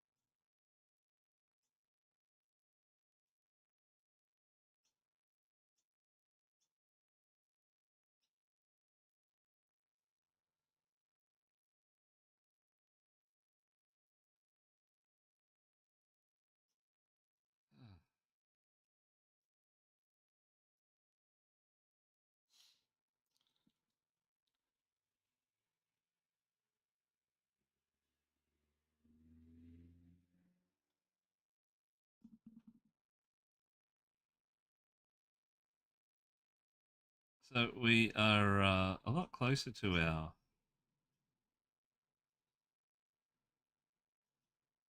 um, 4.5 hour mark than I realised. I only got about 15 minutes left.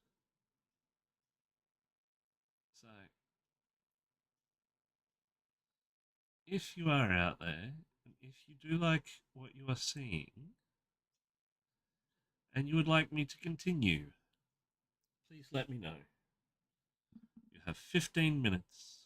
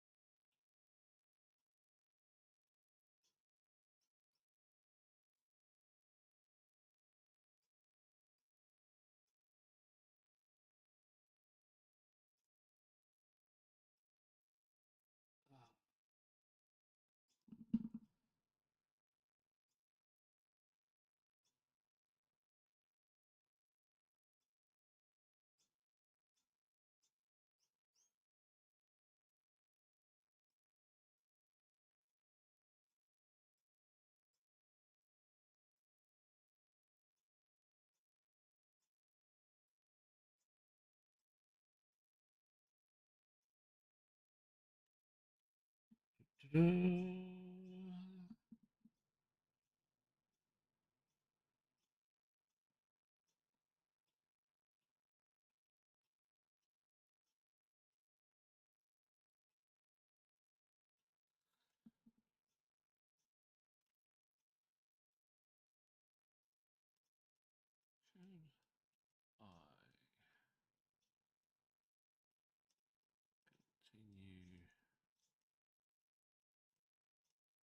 painting and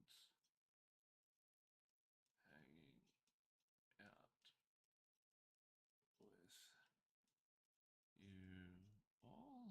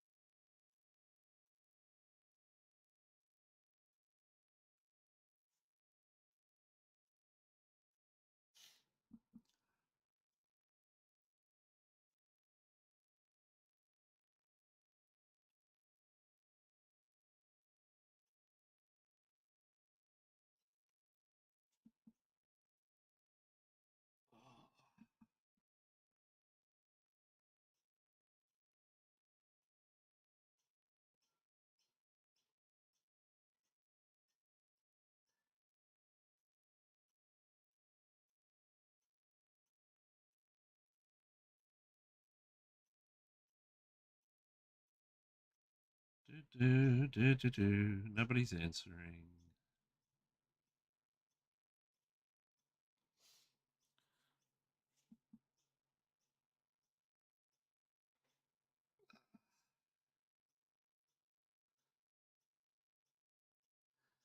I actually do have a video to make, so I should probably do that. If nobody wants me, which seems to be the case.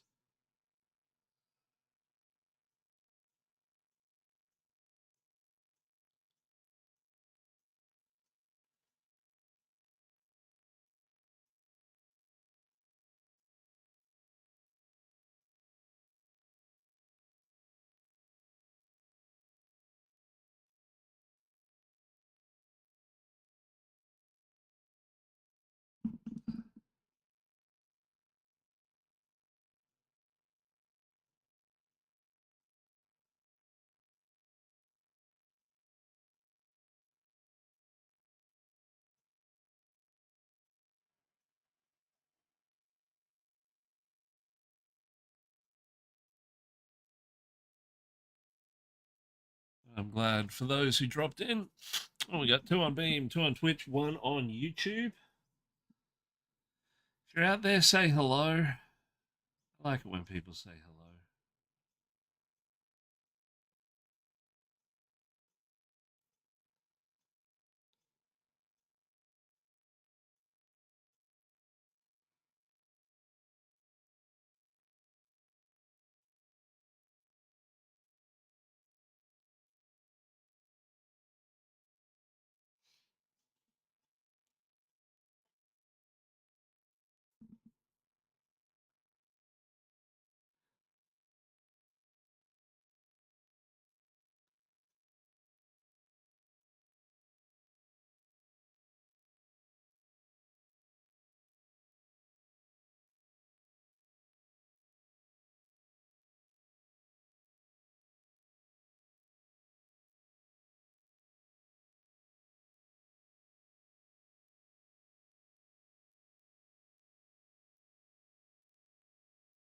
No? Okay.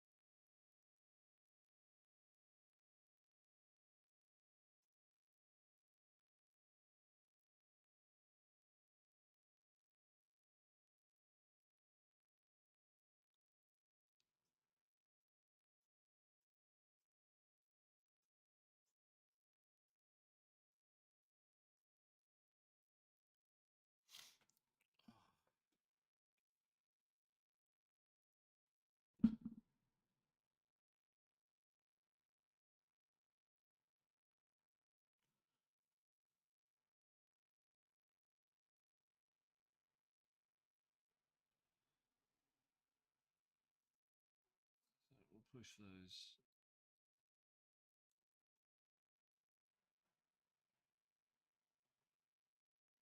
sections that touch the line a little bit more.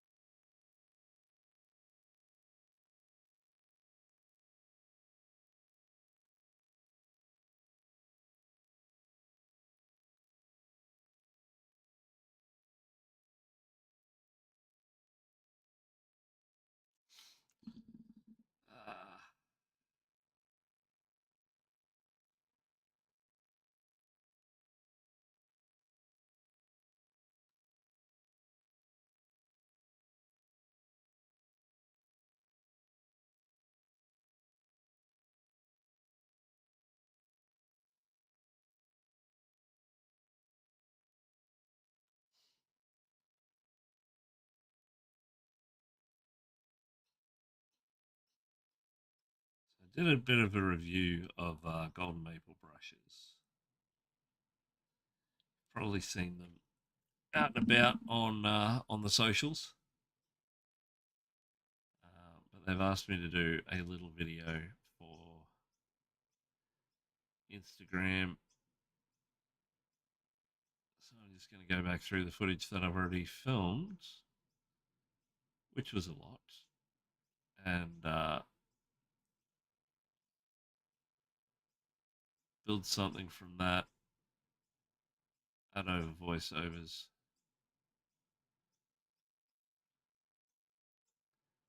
and fulfill that obligation to them.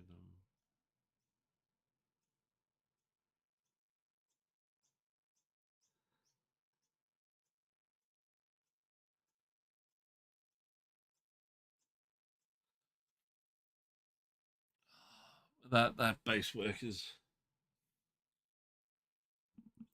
already starting to pay off.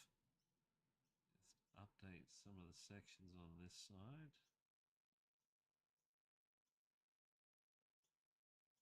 It's for that upward facing light to hit.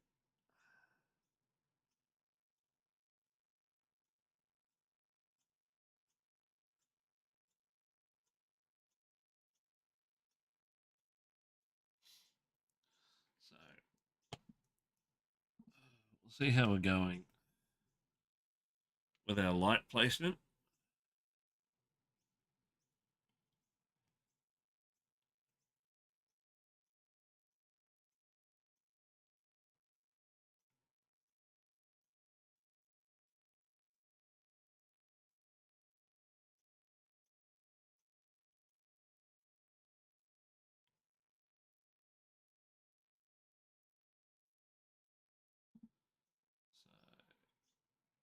So yeah, see how we've got our little transition in there. We've pushed that. Probably do a little tiny bit in there, I think.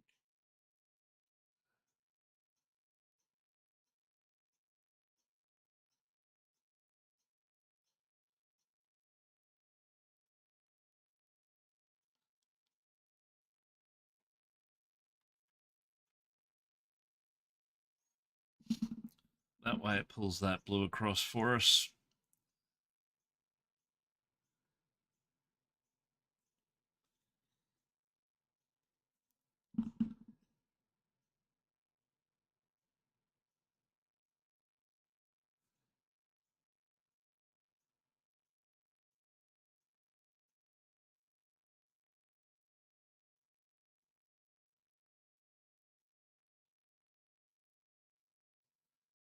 A couple of little touch-ups to some spots right on the uppermost surfaces, so we know where we're going to be next time. Put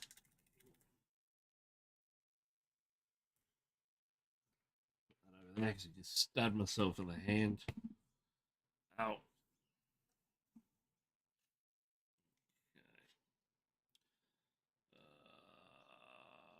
yeah, so got those nice blue transitions happening when starting from those deep greens and bits and pieces, but we've still got underlying work of that throughout. Didn't take too much away. You can still notice those tones. We've got our darker side of things, which we will then blend in a bit more once we've got our mushroom on board. But I think that it's just about going to be the end of the day or the end of the stream. Anyway, um, so we did our mushroom. We did the white section on our mushroom. We did the start of the sleeve transition. Um, getting all our underlining everything ready. We also had a look at the little dragons for Dragon Eclipse, which we will be painting on stream also, leaning more into a fantasy comic looking paint job. Um, the game itself is a battle game, very Pokemon-esque, but the figures have elements of Skylanders and other popular games built in, which we're going to play on in our paintwork. But I hope you all had a good time. Of course, we've got the most viewers now than we have all stream. Ah, sigh. That's all right. I'll take note of that. And I will see you again on. Well, tomorrow I'm going to be 12 till 2. So if you want to stop by, you can. But the next official stream is Wednesday. And that is. Let me just check.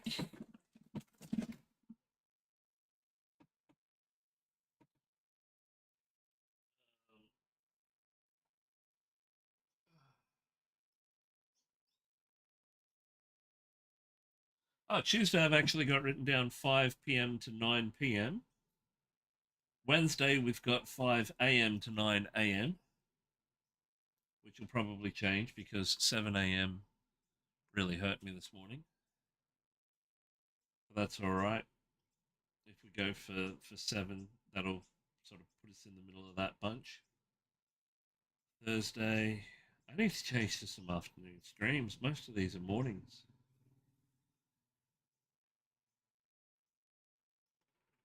But that's okay. We will look at that tomorrow.